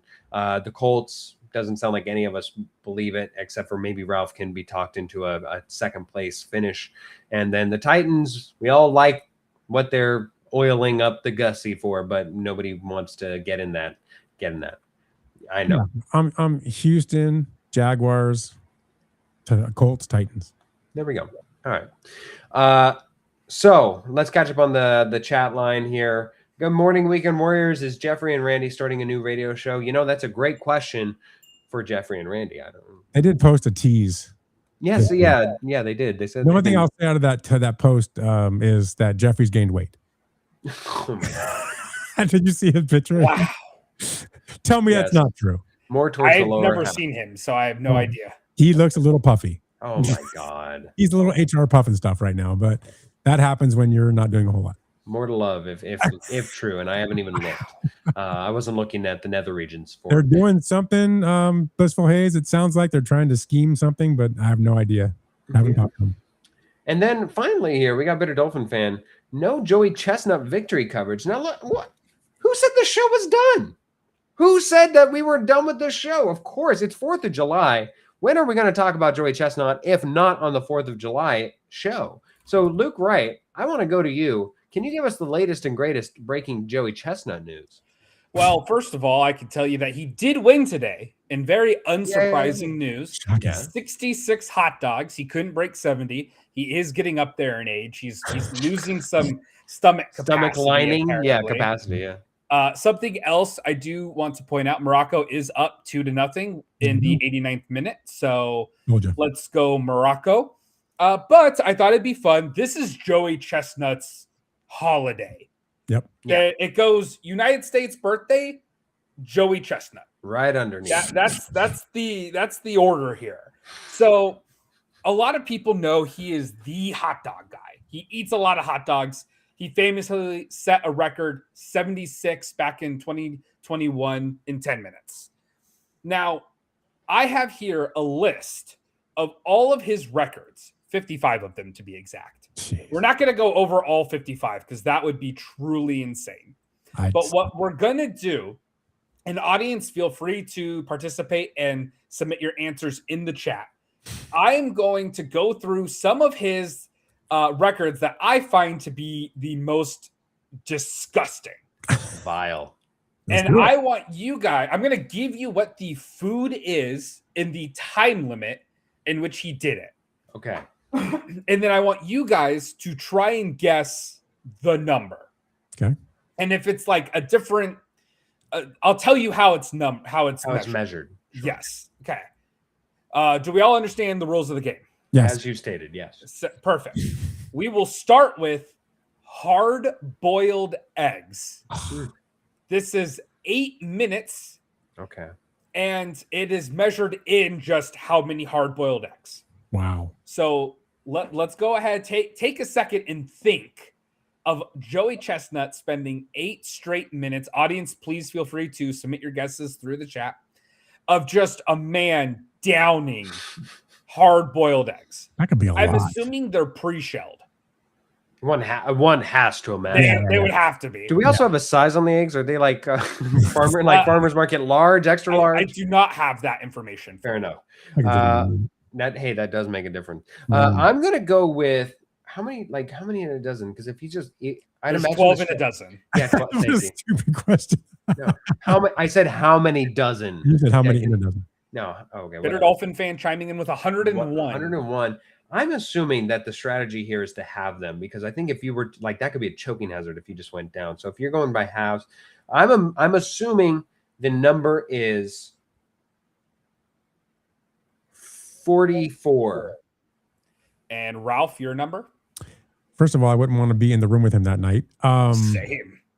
I'm going to say a lot higher than that. I think it's 123. Ralph, you are the closest. Wow. It is 141 eggs. I almost said 141. October 5th, 2013. That's vile. Tanner grind 123 and a half late. So here we go. Next one, we will do tacos. Taco Bell. Specifically Taco Bell. Taco Bell tacos. Okay. So just a regular taco. So this is 10-minute duration. It is measured by soft beef taco. Ooh, soft. Okay. Soft taco. That I have to imagine the hard ones would like cut up your mouth too much. cut up your throat, especially. You can't. You also can't cram them down as easily. Those are pretty small. I will go to like 189 on this. Okay. Got 189. Okay. Wow. Those are small. I'm thinking of like small little dollar tacos. If I'm wrong on that. I think you're thinking of Del Taco. Oh, maybe I am. Theirs are significantly smaller than Taco Bell's. I'll still stay with 189. I know Ralph's scared. Bitter Dolphins fan coming in with 88. I'm going to say 81. 81. You guys gave them too much credit. Too much credit. We are looking at 53. Oh, wow. I thought you'd do a lot more than that. Yeah. Honestly, I kind of thought the same thing. It was not as much as I would have anticipated. Wow, I'm just off on these. We will go next to Twinkies. Ooh. So these are measured in Twinkies, and this is a 6-minute duration. Oh, 6. 6 minutes for Twinkies. How many Twinkies can you eat in a minute? Chat, please go ahead and put in your guesses now. It doesn't expand. Yeah, we need to save that visual right there. It doesn't expand because see, part of the burrito is that it expands with the bread. I don't think Twinkie shell expands. It kind of is already fully baked. So I'm going to go with shell. So yeah, that like Twinkie shell, whatever the freak that is. That is all right. I've been wrong in every which way thus far. I'm going to just go right down the line. 117. Okay, we got 112 from Bitter Dolphin fan. We have 117 from Philip. 65. 65. Philip, you are closest. We are at, Tanner hopped in with 95, but the answer is 121 Twinkies. I was going to say 121. 121. Now, we have one more. I want to get through this one more because this one I find is insane. 8-minute duration for bologna slices. Oh. Now, this is measured not in how many slices of bologna. This is measured in how many pounds of bologna slices he ate. Oh. So keep that in mind. It is an 8-minute duration. He actually did this one I think this is his most recent record. He set this May 9th of this year. Okay, that helps. I think this is the only one from this year. What is like a little like container of like Probably No a pound. idea. That's probably a pound. I would Okay. say it's about a pound. Okay, so then Sure. I'm gonna guess. Go ahead, listeners. How many put your minutes? guesses in the chat. This one was 8 minutes. 8 minutes. You go first, Ralph. I went. I'm going to first. say a pound a minute. I'm going to say 8 pounds. 8 pounds. We have 13 pounds from Bitter Dolphin fan. Man, that's Tanner, get salty. your guess in. That's salty. So if you're like, oh God, that is vile. That is absolutely. I'll go the over. I'll go 9.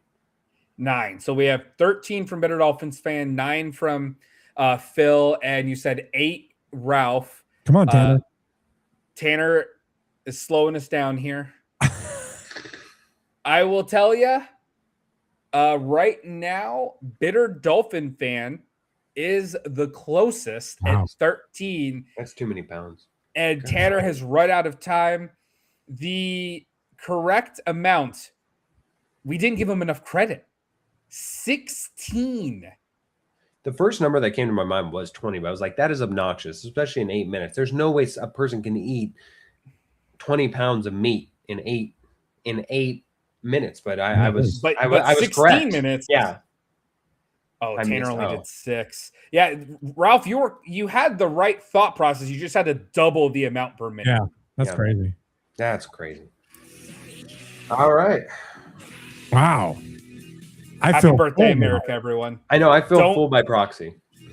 These are the most American records you could possibly have. I want to talk to his wife or his maid the day after. No, thank you. His plumber. Most of these he travels for, so like most of these Plumber. are like the hotel staff have to deal with it. Oh, All right, everybody. So, hey, happy Independence Day. Happy 250. I can't believe I remember celebrating the bicentennial. you remember the first one? 200. I remember 1976. I was 10 years old. And here we are at 250. Anyway, I hope parents were everyone fine. has a fun and safe Independence Day. Enjoy the weekend. You got Monday off, hopefully. I don't know if you do or not, but have a great time. Great show. We will see you again next week. Same time. Have fun. Bye. See ya. Viva la Mexico!